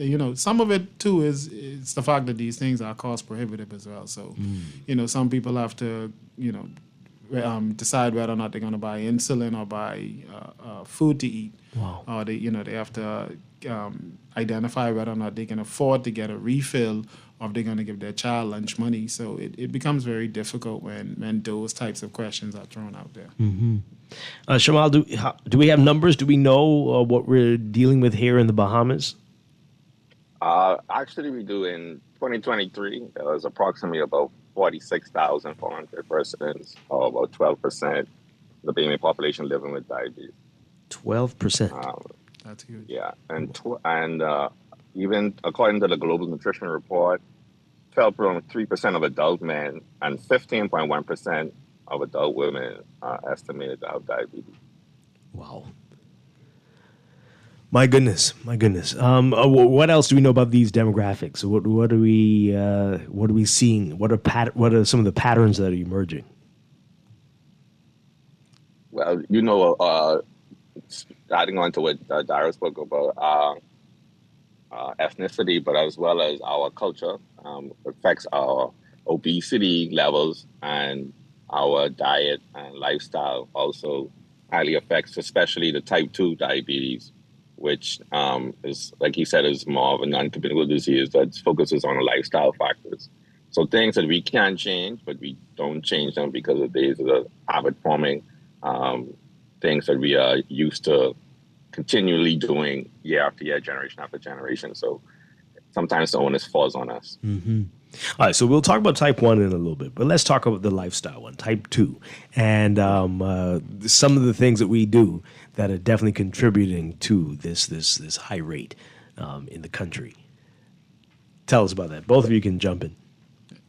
Okay. So I think for sure, I'm a diabetes educator, so I want to educate persons on exactly what type 2 diabetes is and type 1. So type 2 diabetes in itself is when your insulin is not working all or not properly. So the lock and key analogy is best used, whereas though insulin is the key to open up your cells to allow blood glucose or sugar into them for energy. And that's how we survive. But for persons with type 1, the insulin isn't working, and so they have to get insulin from outside sources. So what Dario said, these persons have to now purchase insulin so that their body can metabolize the sugars. Whereas type 2, sometimes the key works, so the insulin is the key, or sometimes it doesn't work. So sometimes you can see spikes or drops in your blood sugar. And so this is the issue where we have with persons with their lifestyle modifications, because when we eat diets high in starch, when we don't exercise, we have a hard time increasing our insulin sensitivity, which allows the insulin to be more sensitive to when sugar's in the blood or when we eat these foods, to allow them to get inside. And so that's where we have more of a difficulty in managing our blood glucose, and which kind to lends itself to contributing to accelerating the diabetes condition. So persons may actually be susceptible to diabetes now and may not know. And so last year our theme was knowing your risk, knowing your response. And so this year it's more of diabetes and well-being. So we want to have access to diabetes care, but we also want to know how can we help ourselves to overcome these barriers. Yeah. Wow. All right. So with the type 2 diabetics, what if you've been diagnosed, what are some of the things you need to be doing and not doing? Well, first of all, when you've been diagnosed, your healthcare provider or health professional would have outlined certain factors, and such as the lifestyle, diet, exercise. So we are recommended to do at least minimum 2 to 3 physical activity and exercises. And we can talk about that later, but they're actually different. 20 to 30 minutes a day, 3 times a week. There's the plate method, where we were supposed to have a quarter of our plate supposed to be the protein, a quarter of our plate starchy starch, and half of the plate is supposed to be vegetables. The most persons think about vegetables, but the most important vegetables would be the leafy green vegetables, like your salads, your crucifix vegetables, broccoli, those such. Mm-hmm.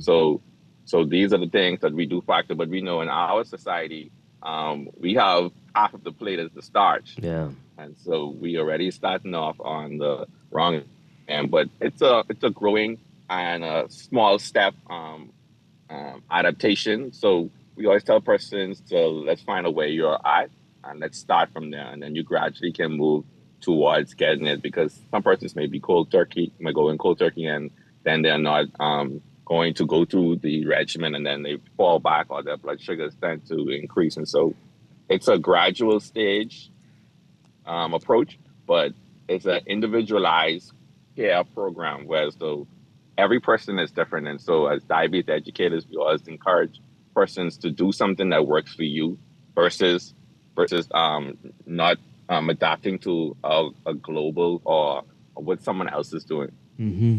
And I think to add to that, we start to understand that when we say lifestyle, a parent may be diagnosed with type 2 diabetes, and it's on them to start to change the trajectory of where their children are headed. Mm-hmm. So, as opposed to just changing, I'm going to cook a separate pot for me, the entire house diet should change, where the children get used to a healthier style of living, so they avoid those same diagnosis, or at least in some cases can delay some of those diagnoses. Yeah, that's because very they're important. living differently.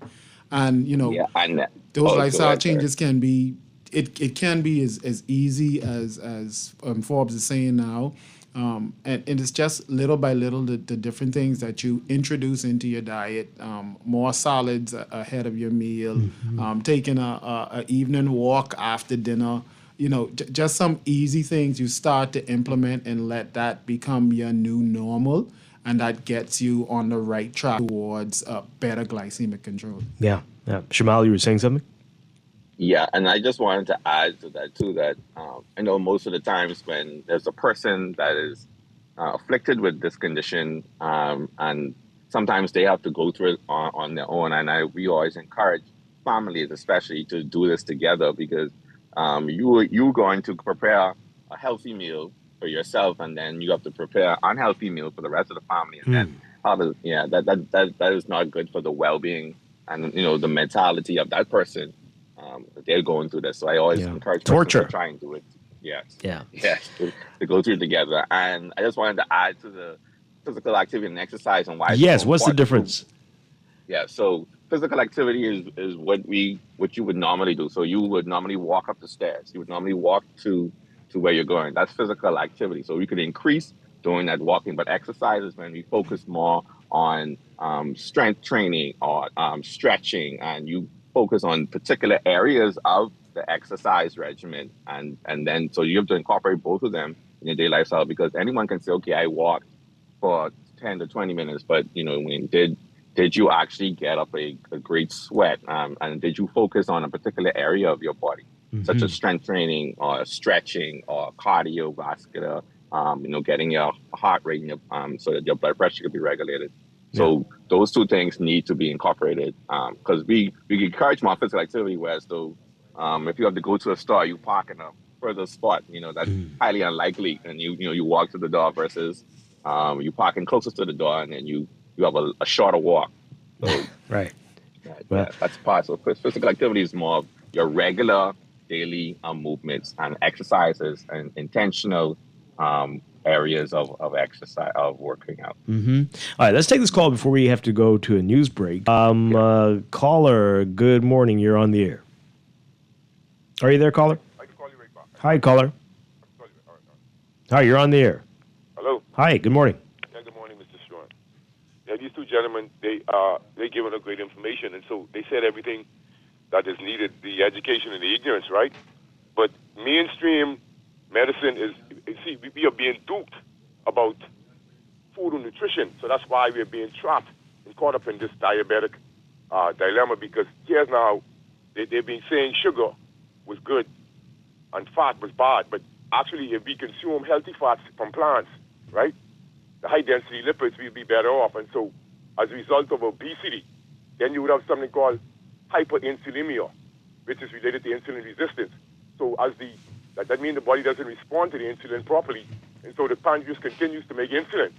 So the main thing is how do doctors know the difference? And so also another lie is genetics. I've never heard anyone say sugar was good, though. 52? I never heard anybody say sugar was good. I mean, it tastes good. I'm talking about not here on the radio station. I'm talking about in general throughout the world. They're relying on salt and fat. But I'm saying sugar is the problem because obesity leads to insulin resistance, in which the insulin doesn't get into the cell. All right, okay. And so it builds up. The pancreas continues to make insulin, and that's what causes the hyperinsulinemia. And so because the body's first preference is carbohydrates, whether it's refined or not, that's the first choice of energy. But we must realize that even as the body starts to decay, the body will break down protein in a process called glycogenesis. So the last resource of energy is protein. So this is why you waste away. The second will be fat, which is turned into ketones, hence the ketogenic diet, which is cytotoxic to cancer cells. So what I'm saying is, right, because of our ignorance, which he's saying is the reason why we're in this. And so don't just say genetics. Maybe if somebody has diabetes, they might transition it to their children, which is contagious, but it's just through genetics. But genetics loads the gun that your diet pulls the trigger. Yeah, absolutely. Thank you very much. Yeah.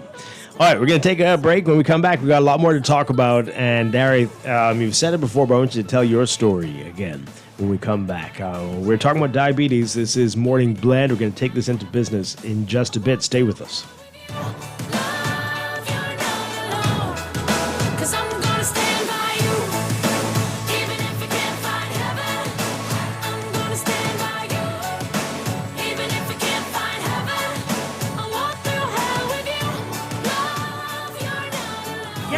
Exciting October with National Public Service Week. Join us for a fun-filled week of the community spirit and celebration.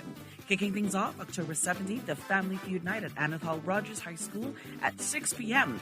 Bring your family and compete for some fantastic prizes. Then you don't want to miss the Golden Oldies and Old School Dance Friday, October 20 p.m. happening at the Ministry of Public Service and Ministry of Health Veranda and Lower Terrace. Let's groove to the classics. Ready for some friendly competition? Join us for the Softball Jamboree on Saturday, October 26th and Saturday, November 2nd, starting at 9 a.m. at the Blue Hills Sporting Complex. On Sunday, October 27th, join us for a meaningful church service at Bahamas Harvest JFK, 11 a.m. And then, of course, we're going to honor our retirees Monday, October 28th at 10 a.m. for the retirees recognition ceremony and reception at Government House. Curious about your future? You don't want to miss the career fair on Tuesday the 29th and Wednesday the 30th at the Kendall G.L. Isaacs Gymnasium. Ah, boy, we can't forget the float parade. November 1st, departing at 9 a.m. from Arawaki. Show your colors and celebrate with us. This is National Public Service Week 2024. RBC. Life is full of twists, turns, and defining moments that create your own unique story. However your story unfolds, we're here to help guide you through it. From every big decision to every new adventure, RBC. Visit rbc.com/Caribbean/all of you. This is Guardian Radio 96.9 FM, Nassau, Bahamas. The views and opinions of the host and guests are their own and do not necessarily reflect the position of the management and staff of Guardian Network. Wake up, it's a new day. Wake up, it's a new day.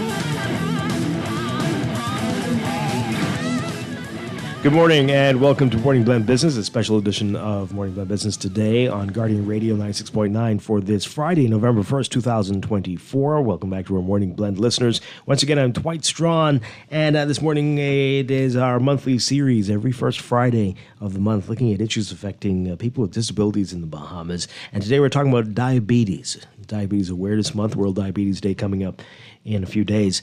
And we are talking with Dario Charlton with BAPV and Shamal Forbes with the Bahamas Diabetic Association. And I'm having a great conversation so far this morning. We talked a bit about type 2 before the break, type 2 diabetes. 1 diabetes also an issue for many in this country. And Dario, you are type 1 diabetic. And not about lifestyle, not about choices that you made. This was a very different kettle of fish. Correct. And, no, I wish it was something that was voluntary because I can take full blame for it. But, type 1 diabetes is that type of diabetes where the body produces little to no insulin, which means we have to go ahead and find other means of injecting insulin into our bodies. A type 1 diabetic, this away from all of the different myths and ways in which people think type 1 diabetics have to manage their diabetes, it's really a mixture of some of the things that we all have to do on a daily basis, where we watch what we eat, we watch our physical activity, increase our exercise, and be the medication and the type of medical regimens that our doctors put us on. It's a very, very unique situation for everyone that's type 1. While there may be some general terms on how we kind of manage our diabetes, it becomes, what's working best for that particular individual. Some of us find that our bodies, it's more insulin resistant during certain times of the day. And so those times of the day we may have to take in order to get our sugars in the right level. And then certain times of the day, our body is very open to the insulin that we're putting in. And so we find our sugars going too low. And so we have to decrease the amount of insulin. So it becomes a unique dance. And that's why it's so important to have a good relationship with your healthcare provider. Hopefully for type 1, you're seeing an endocrinologist so you can get the direct help that you need. Yeah.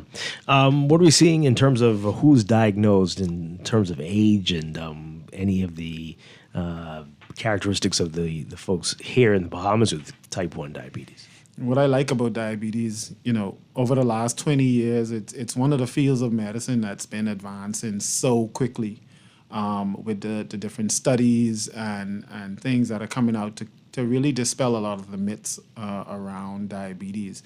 Before, typically called type 1 diabetes juvenile onset, but we're seeing now where a lot of adults between the ages of 20 and 40 are being diagnosed with type 1 diabetes. Wow. And, it's good that the diagnoses are being done so properly now, because you can give them the type of therapy that they need earlier on, and that in of itself helps them to avoid those long-term complications, people being correctly diagnosed. In the Bahamas, I know on record, I think the youngest we've had diagnosed is around about 11 months. My goodness. And so you can imagine for those parents and that child how difficult that transition must be, and the things that you have to do differently than a normal child, and the things that child may have to go through. But, at that age, at least you tend to not know anything else after a while, so it becomes really normal. But it does change the way in which that child has to live their life. Yeah. I know, no fault of that child, no fault of anyone, but it would serve us best, to just look at some cultural changes. Certain places we go, if you take China as a study, China is nearing 300 million people being diagnosed with diabetes. My goodness. And sadly, they're saying for 100 million, for a country like China, they're saying they're probably 50% of those people don't even know that they have diabetes. Wow. And we can imagine that something similar like that can be translated here. So with a type 1 diabetic like me, when I was leading up to being diagnosed, I showed those symptoms quite quickly because my body had no insulin in it. So, the extreme fatigue, a thirst that cannot be quenched, absolutely drastic change in weight loss, about 30 pounds over the course of about 6 to 8 weeks. Oh my goodness. Blurred vision, and someone like me, it would be alarming. Those red flags are being raised, and anyone that knows diabetes, like my mom did, thankfully, she was able to get me to a doctor and diagnosis that I need, and started me on the type of medication and help that I needed. But for someone that might be type 2 diabetic, they may experience elevated blood sugars over the course of a few months to a few years before they get diagnosed. Right. And by that time, the damage is already done. They're that much closer to those complications like blindness, like kidney disease, like heart disease, or, getting closer to limb amputations, which is, very often an outcome for someone who is diabetic. Right. Wow. Okay. So let's talk about your story. You've told us before, but for those who might not have heard it, this is some powerful stuff. I think people need to hear it again. Take us back to that time when you were noticing the weight loss. How old were you? I was about 19 years old, and started to notice just changes in my body. Mind you, I was never a big person in terms of weight. And so you can imagine me being about, I would say about maybe 160 pounds, and then losing 30 pounds. Wow. And, I was in college then, so in college, you're going to walk a lot. You're doing a lot of activities. You're playing basketball with your friends. You want to go out. You're eating the normal things, and then you're transitioning into those adult years to where you're saying, you know what, maybe it's time I started, probably drinking alcoholic beverage. Maybe I'll have a beer or something. I started to notice that no matter what I did, I was just consuming a lot of water. I couldn't get my thirst quenched. And, at the time I was working at a bar, and I said, maybe this is a sign that I should start drinking. So I tried a beer, and I tried this, and I tried that. Lack of knowledge, right? But then I'd start to notice that I would get off the bus and walk about 100 feet before I have to stop and catch my breath. I started to realize that my appetite is just through the roof, and I'm eating like I've never eaten before. But not gaining weight. But not gaining weight at all. And I didn't even look in the mirror and notice that I was, losing the pounds, because, you're living it every day. And so, my mom woke me up one morning. She's like, hey, get up, let's go. We're going to go to the doctor. And I'm like, for what? And she's like, yeah, let's go. We're going to go to the doctor. And, we went in and going through the normal procedures that the doctor would take you through. And, they go ahead and they prick my finger, take a sample of that blood and put it in their glucose monitor. And lo and behold, my sugars were at 550. And, a normal blood sugar should be in the range of 70 to 100. So, oh, my goodness. I was 5 times Wow. that amount. And while that is not clear-cut a diagnosis right there, it's a strong indication that, buddy, something serious is going on with your body.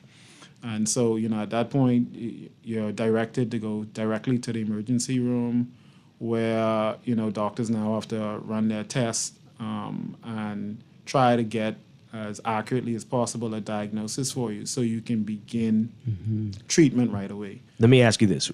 How was your vision at this time? Perfect. I had 20/20 vision, I would say up to about 4 years ago. And so, a lot of the things with diabetes that people don't really take a time to notice is that diabetes is the leading cause of blindness, one of the leading causes of kidney failures, one of the leading causes of heart disease, one of the leading causes of lower limb amputations. And so, sadly, over the last just over 3 years, I've been transitioning to blindness with a condition that's called diabetic retinopathy. This is where damage that's been done from me having diabetes over the last 20 years caused the retina, which is the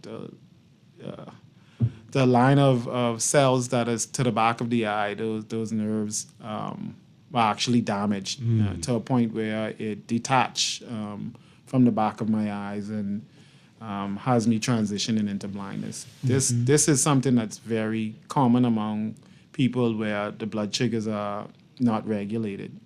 That coupled with your diet just not being as ideal as it should be. I know 52 talked about a keto diet, which is a good diet to go on. However, that keto diet leads you in a point where you have your cholesterol levels are through the roof.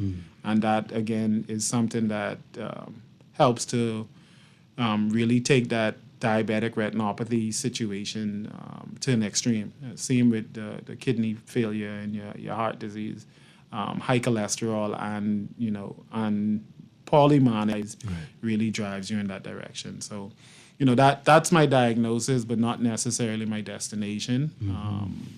I've been led to live life a whole lot differently, but also share that knowledge and to help others to overcome some of the pitfalls, where we can get to a point where we stop suffering from diabetes. And thankfully, over the last few years, I've been learning to live with it and thrive with it. And I want to pass that knowledge and those helpful tips on.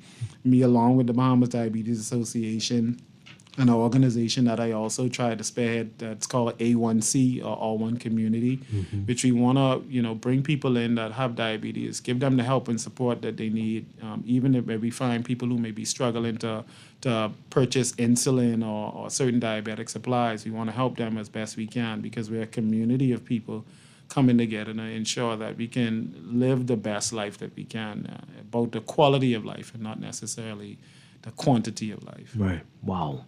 So, Shamal, we'll get back to you in just a second. So, tell us about some of the changes you've made since that diagnosis, and what don't you do anymore? What do you do more now? Yeah. Well, more now. I'm a whole lot more active than I used to be. When I was initially diagnosed, I was an active young man. I played basketball, I ran track. And so it goes to show that it isn't necessarily, especially with type 1, laying in your lifestyle. But after being diagnosed and having to take insulin 4 times minimum per day, and this is by way of needle, and that's not the finger pricks, you start to try and live a new normal. But of course, being at that age, you still want to do some of the things that your friends are doing. You want to go to the movies and eat your popcorn and hot dogs. You want to stop by Wendy's, or late night after coming from a party or a club, you want to stop and get some bamboo shack or something along those lines. Sorry if I'm throwing out any advertisement. Right. But, you tend to realize that things will damage you even further. And so I've been taking it a whole lot more serious. I've been dedicating time to exercising. I've taken on step challenges with family and friends, and so start to make being physical a whole lot more fun. I've changed my diet most recently and started to dabble in the lifestyle of being a vegan, which helps along the lines of the cholesterol more so than the carbohydrates. But I'm able to calculate the amount of carbohydrates that I intake and take sufficient insulin to cover. I use diabetes technology like a continuous glucose monitor that tells me my blood sugars every 5 minutes. Oh, wow. Can tell me the direction it's going in, and it helps me to work to keep a very streamlined and rigid number, to which now my A1C, which is the measurement that we use as diabetics, is around the normal range of a person who does not live with diabetes. And then, of course, insulin therapy, just taking it to a point where it's a whole lot more personal. I know when I need more, I know when I need less. And then trying, as best as possible, especially when I go to my U.S. doctor, that I can try out some of the newer insulins that are out there that work faster, that are maybe more potent, and that kind of promote a healthier way of living. And hopefully, we'll start to get those in the Bahamas at an affordable cost, so more people can utilize them and reap the benefits. And your eyesight, where does that stand at this point? At this point, I am totally blind in my right eye. I have about, I want to say 5% in my left eye. Just a bit of peripheral, and my days are dimmer each day. I live off her story, but I am confident in knowing that I still have life, and so there's so much ahead of me. I want to help as many people as I can, types of pitfalls, and just live a better quality of life, man. So can you see much in the studio at all? 5% is not much. No, it's not much at all. Thankfully, the bit of contrast and then me just being smart enough to identify that this is a cord. I can partially see this mic right in front of me, and that's about it. Oh, man. Shamal, how common is Dario's story here in the Bahamas and the folks that you deal with the Bahamas Diabetes Association? First of all, I'd like to commend and congratulate Dario for his journey, his testimony, and just even achieving a normal A1C. Persons don't know how challenging of a task that is. So he must be congratulated on that, because right now he is doing tremendous work in and out of the Diabetes Association. But his case is very common. The only worrying factor is that there's not much persons that will do the work that Dario will do. You know what I mean? So we want to encourage persons to get educated, get counsel, seek advocacy. If you need supplies, you need help, you need someone to point you in the right direction. This is what the Bahamas Diabetes Association is here for. We have a group of certified, licensed, registered healthcare professionals ranging from podiatrists to physical therapists to pharmacists. So we have persons willing and able to help and assist. As Dario said, we want to be a community, so we want to be there for each other. But it is very common, and a lot of persons may not even know where they actually stand at this moment. Like they may be just trying to deal with their situation, their symptoms, not knowing that it could, be causing further damage internally.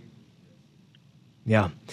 Something you said, we were talking about this off air, Dario, that there are people with type 1 diabetes and maybe even beyond. How would you determine this is type 1 versus type 2? What are the differences there at that point? For me, and the knowledge that I have, type 1 and type 2, well, what your doctors would do is they would give you particular tests to identify whether or not your body is producing any insulin at all. And that's really and truly the main marker. With type 2 diabetics, it's more so of insulin resistance, to which the insulin does not work. And so they find treatments that will allow them to be able to properly use the insulin that they do make, or to a point where they may have to inject insulin themselves. And so people may think that a type 2 diabetic or someone who's taking insulin and has diabetes means that they have diabetes bad, is one of the common terms we say, but it's just the way in which they have to manage their diabetes. I am a perfectly healthy man. I'm at a really good weight for a person that's 6'2". But I take insulin because I have to. And that doesn't mean that I have diabetes bad. It just means that's the way in which I manage my diabetes. And so people, if we can take away the stigma of thinking that taking insulin means you have it bad, then they may be able to better manage the diabetes that they have if they're type 2 or type 1. Right. But having the proper diagnosis is important because then you avoid the complications like kidney failure or kidney disease, like blindness, like the heart disease, and all the other complications that come along with diabetes. And we want to be very careful with everything that we do. And you take everything serious. You get a small cut, take it serious. I know of people, and I've heard of stories.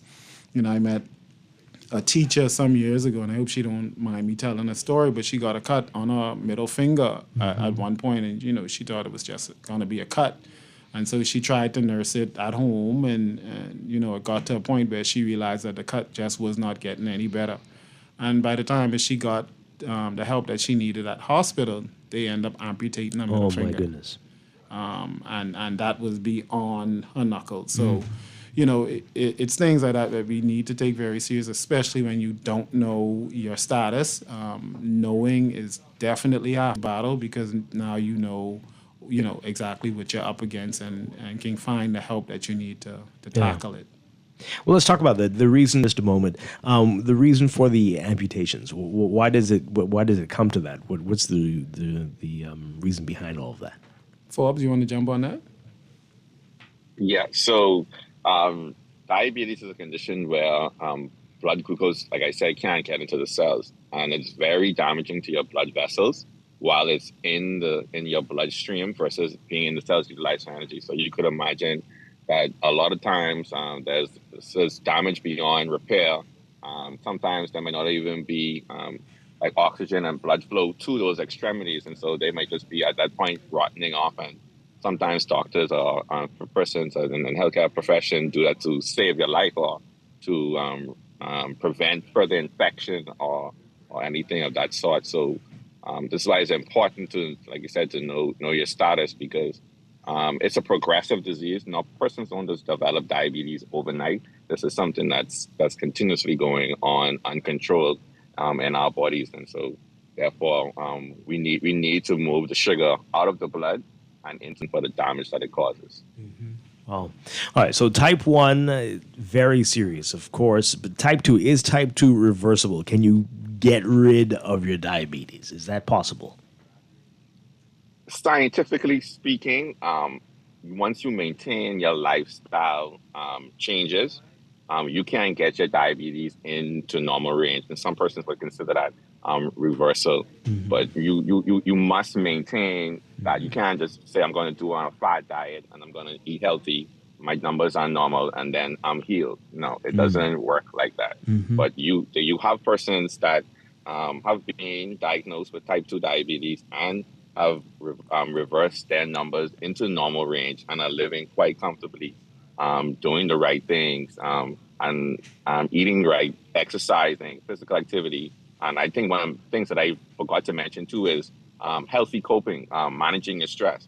Stress has a negative impact on your insulin effectiveness. So those things are really important as well.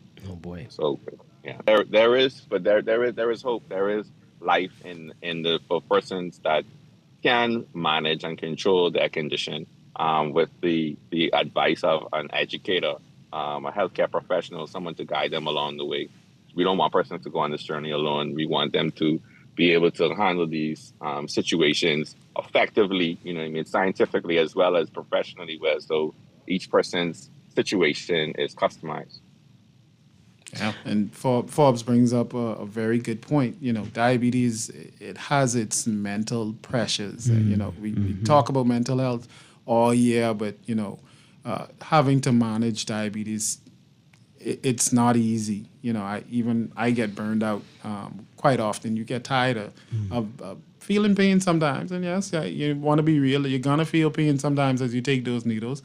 And even though technology is getting to a point where a lot of things are virtually pain-free, you can even over, if I just average the amount of times I've had to take a needle so far over the last 20 years, close to 20,000 times. Oh my goodness. And so at some point you're going to feel pain. So you anticipate that pain, and that may cause you to delay the time that you take your insulin. Might even say some days I'd be like, you know what? I'm not even eating dinner because I just don't want to go through it. Oh, wow. And so I can imagine if that's my story and I'm being intentional about my diabetes, I can imagine those who aren't, on the same regimens that I'm on, and some of the things that they're doing in order to cope with the mental stress that diabetes brings along with it. Wow. All right. We're talking with Dario Charlton and Jamal Forbes. Want to hear from you? Give us a call, 323-6232, 325-4316, 325-4259. Call us toll free, 242-300-5720. You can text us, 422-4796. I think we have a call here. Let's take this call. Caller, good morning. Are you there? Good morning, Dwight. How you doing? Doing well. Good morning. Right, Dwight Sparky. Dwight, growing up, we always had this saying that the health of the nation is the wealth of the nation. And I know growing up as a youngster, I was very active. Never heard with high blood pressure, never heard with sugar. And I played all the different sports in school, senior school and high school. And when I reached the age of 45, Dr. Adrian Sawyer told me, Sparky, you're a diabetic. I said, well, how? At what age? Around about 45, 50. Wow. After I slowed down playing American football, softball, basketball, swimming, I was told that I was a diabetic. I said, Doc, how the hell I can be a diabetic? Every year I come to do my physical, no high blood pressure. So, well, you're diabetic now. I said, well, what happened? Well, I guess you stop the exercising and everything. Now, I used to be around, my sugar used to be around 260, 280. And Dwight, really believe it or not, I started using the tea leaves around my yard, like the soursop leaf, the guava, even the juju leaf, the neem, the moringa, sugar apple, even some shepherd needle. I started boiling the leaves without sugar and doing that as my tea instead of Lipton and coffee and stuff. And Dwight, I brought my sugar down to 113. Although sugar between 100 and 125, you needed attention. It should be lower than that, around 90 to stuff like that. But I brought it right down, and the doctor said, What did I do? I told him what I did, but he still wanted me to stay on the metformin pills. So I said, well, why should I have to stay on these pills if I brought my sugar down to normal level? You know, and they actually work.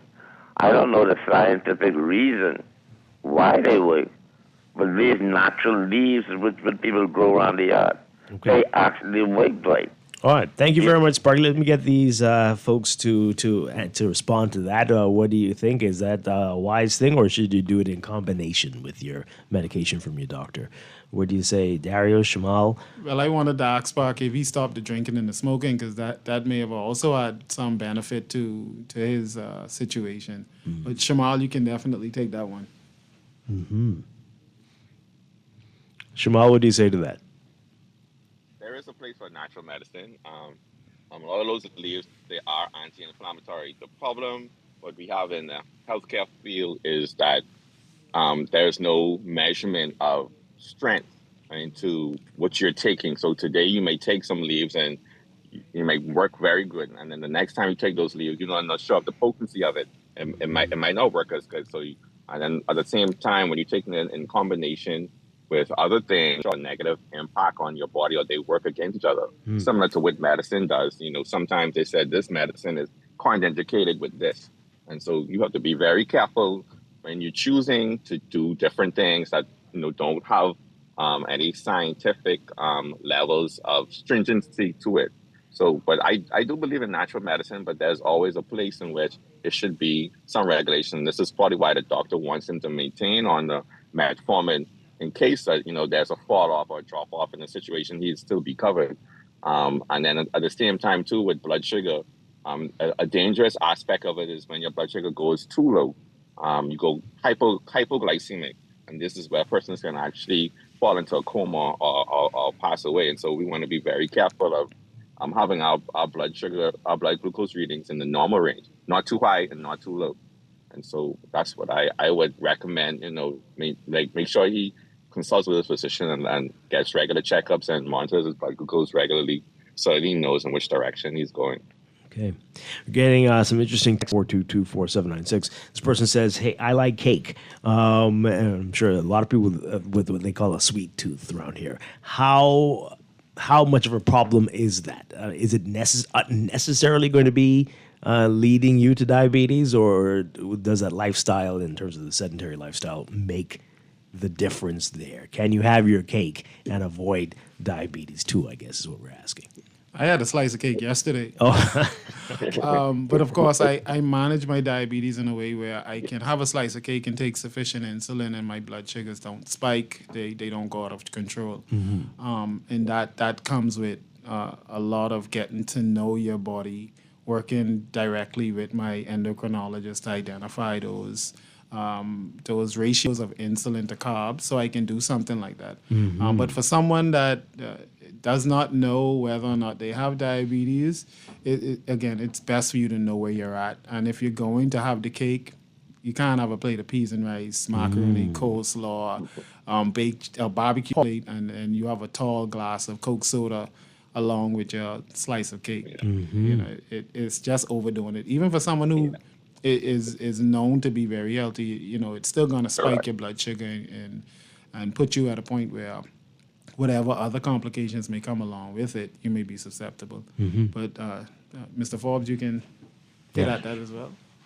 Yeah. So life is all about balance, and so once we were able to balance certain foods and also incorporate the physical activity and exercise, we should be fine. Because we always say that who's to tell a child that they can't have birthday cake, to celebrate? It's kind of hard to tell someone that, but if we tell them, okay, if you're gonna have this birthday cake, you can't have any starches for your next meal, so that you can balance out your blood sugars. Or like Dario said, a person with type 1, you accommodate that with a certain amount of insulin so that it's covered in your body and it's not overly excessive.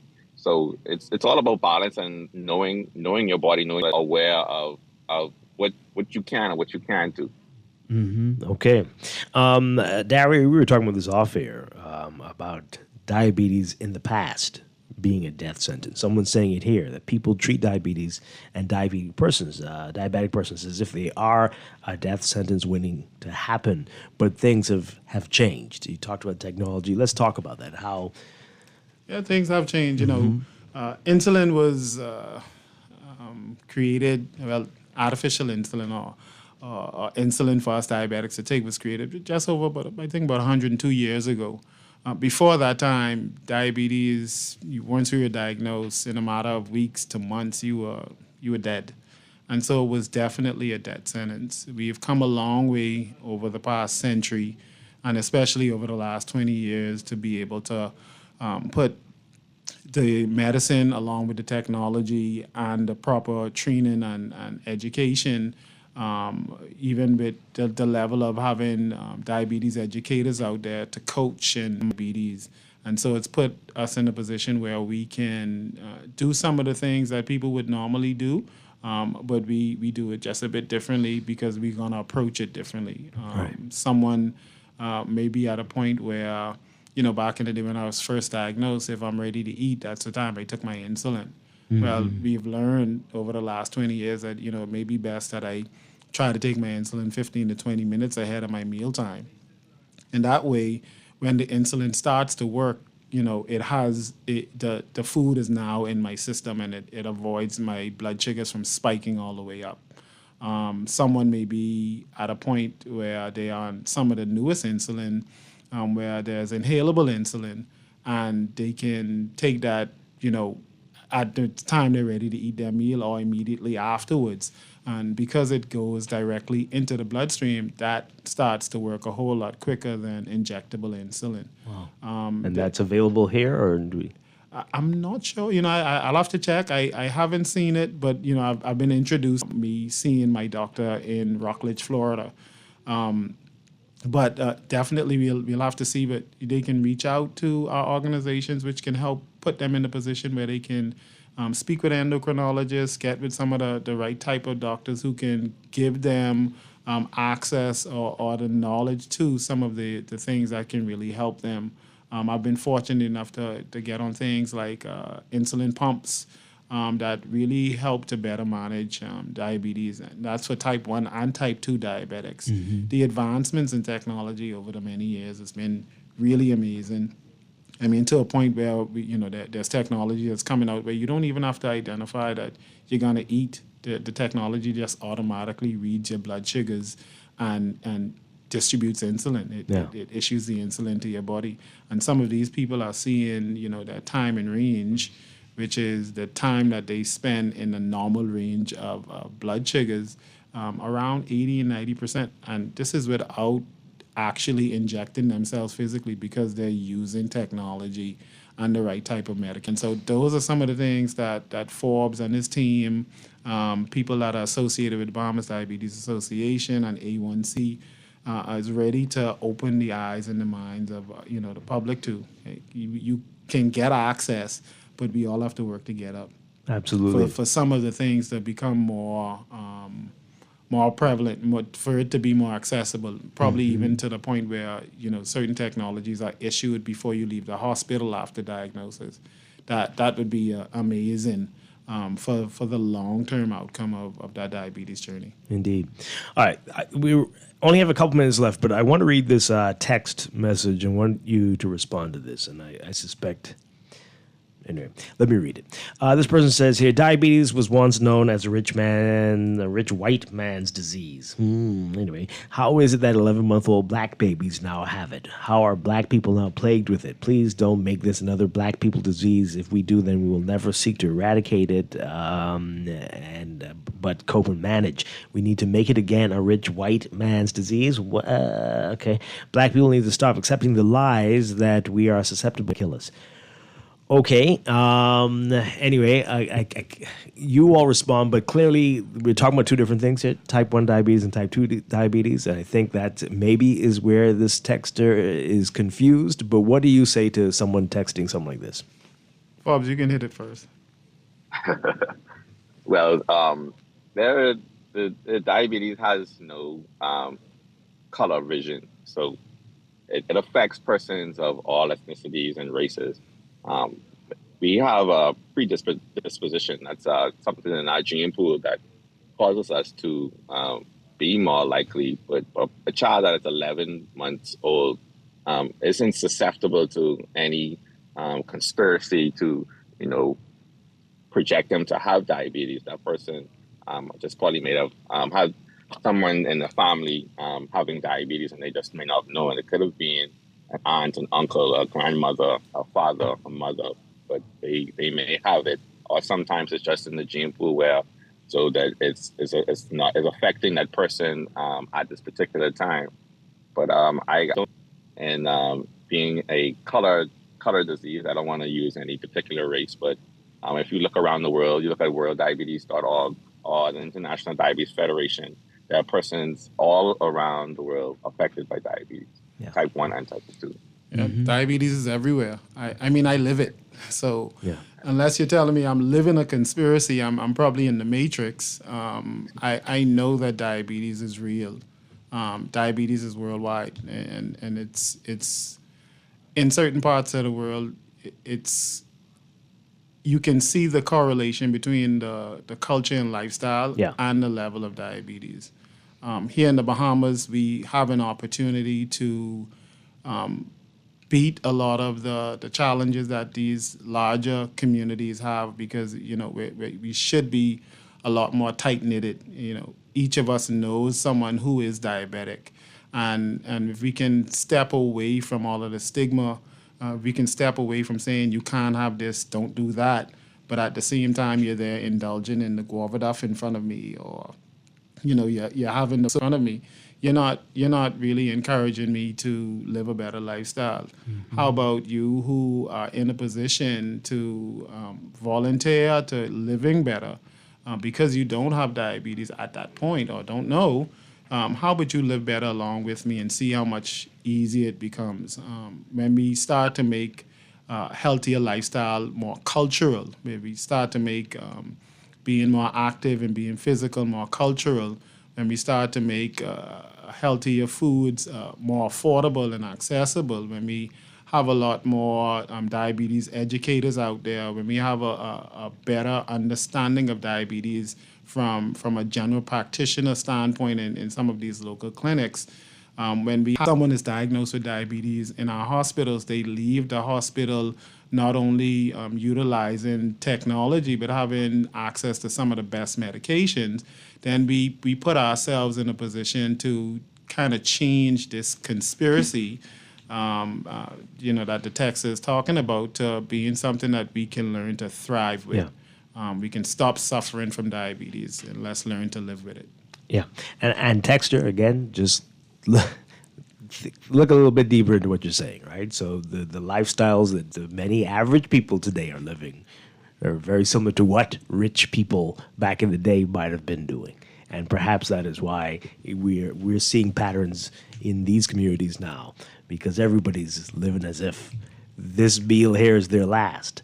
And doing much less work than physical work and exercise than anybody 100 or 150 years ago would have been doing. Yeah. So I've things have already changed. started seeing the flyers for Thanksgiving dinners. Oh my goodness! Oh my goodness! the amount of carbohydrates on one plate is through the roof, and so I can imagine how many people are going to indulge. Mm-hmm. I want to enjoy some of those things, but I'm definitely going to do that a whole lot more sparingly. And I would encourage anyone that's out there who is diabetic, who've been told that they might be pre-diabetic. If your mom, dad, brother, sister has any type of diabetes, be careful with the way in which you... Absolutely. Okay, really quickly, 30 seconds. Let us know how we can reach your organizations. Shamal Forbes, you tell us about the Bahamas Diabetes Association, how we can get in contact and get more information about you. Okay, so our email is thebda2020@gmail.com. You can contact our president directly. She's always available. That's 424-2019. That's 424-2019. We're located at St. Gregory's Anglican Church Hall, and our office is right there on Carmichael Road. And we're celebrating our World Diabetes Day Symposium November 14th. You can check us out on our Facebook page at the New Bahamas Diabetes Association. The New Bahamas Diabetes Association on Facebook. We have more details there. Wonderful. And Dario Charlton, A1C and BABV, tell us how we can get more information. Yes, you can get A1C on our Facebook page, All One Community, A1C. You can reach out via WhatsApp, call, or text. It's 803-9254. You can get us on email. That's admin@a1cbs.org. Please reach out. BABV, which is the Alliance for the Blind organization, you can get us at 802-2284. Email is evi.org or on our Facebook page, which is BABV Bahamas.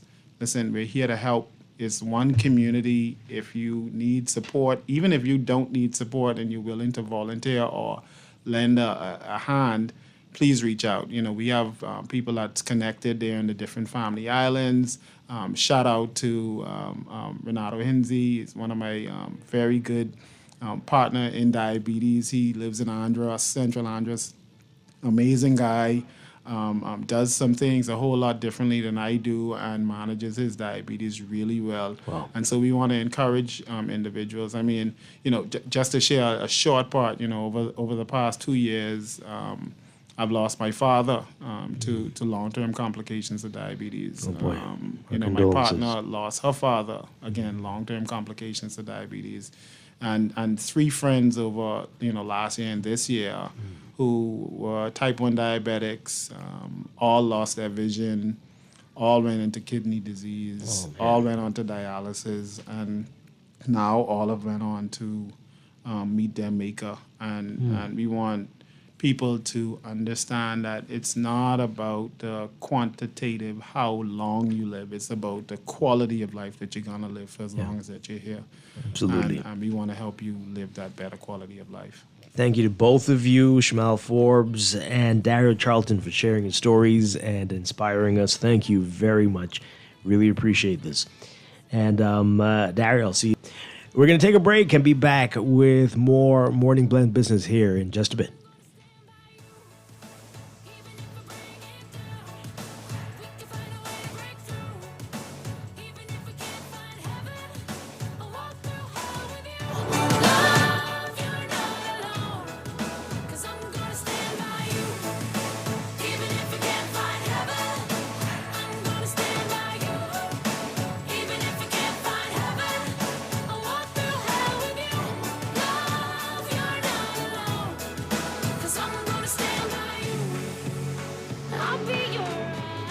This November, the Nassau Guardian is celebrating 180 years. And we want to thank you, our loyal readers, for helping to make this one of the oldest newspapers in the region. We want you to be a part of our Vision Challenge giveaway promotion beginning October 28th through November 22nd. All you need to do is find the hidden Nassau Guardian 180 Years logo printed every day in the Nassau Guardian newspaper, and you could win prize money. Just purchase your daily Nassau Guardian newspaper every day beginning Monday, October 28th. Find the 180th Nassau Guardian logo, cut out the page, mark the spot, write your name and phone number on that clipping, drop off your entries at our offices on Carter Street in Oakesfield, and every Friday, November 1st, November 8th, November 15th, and November 22nd, one drawing will take place. It's that simple. Have you already tried our President Butter? Ooh la la. Indulge a little with President, because now, more than ever, we need to savor the taste, textures, and feelings to truly enjoy the little things that mean the most. President Butter, something to savor. Transform your home for less at Kelly's House and Homes Holiday Paint Sale, Friday, November 1st through 24th. Enjoy 25% off house and spray paints plus 20% off paint supplies, excluding net items. Our wide selection of paint colors is the perfect way to bring holiday cheer to your home.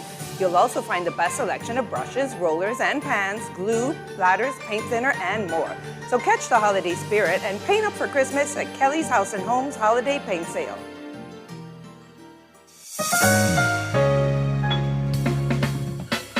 All those loans I had were so overwhelming. Fidelity's debt consolidation loan combined all my loan payments into one easy payment with a built-in savings plan that pays me unbeatable interest. It's time to make that move to Fidelity. Call 356-7764. Fidelity, we're good for you. you try to rest. Roll with the best. For all your printing needs, there ain't no one better, no.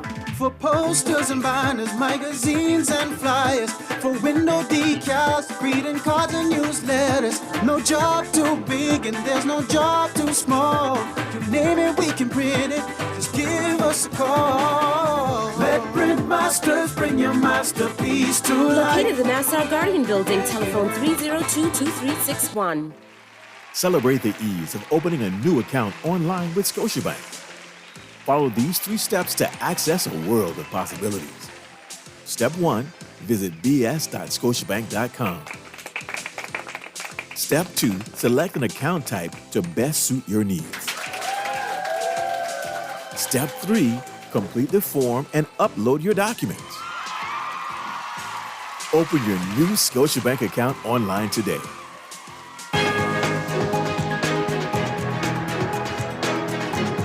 It's time for your morning business report brought to you by CFAL. Tourism Director General Latia Duncombe says that year to date, the Bahamas welcomed 8.4 million tourists. Duncombe saying at the Cat Island Business Outlook yesterday that Cat Island had a 12% increase in hotel leads stemming from an increase in visitor traffic to the Bahamas.com website. With the government trying to tackle the high number of discouraged workers and further reduce unemployment numbers, it's also looking at how to help young Bahamians develop growing unconventional businesses like those that allow for revenue earning on YouTube or life as an influencer. That's according to Minister of Economic Affairs Michael Halkitis, who told Guardian Business yesterday that the government has pushed funding into institutions like the Tourism Development Corporation and the Small Business Development Center in order to help Bahamians to create more new innovative products. He was speaking to the Nassau Guardian at the official opening of the shoe factory Island Souls Bahamas. There's more on that and founder Italia Williams in today's Guardian Business section. Overseas, America's employers added just 12,000 jobs in October, a total that economists say was held down by the effects of strikes and hurricanes that left many workers temporarily off payrolls. The report provided a somewhat blurry view of the job market at the end of a presidential race that has pivoted heavily on voters' feelings about the economy.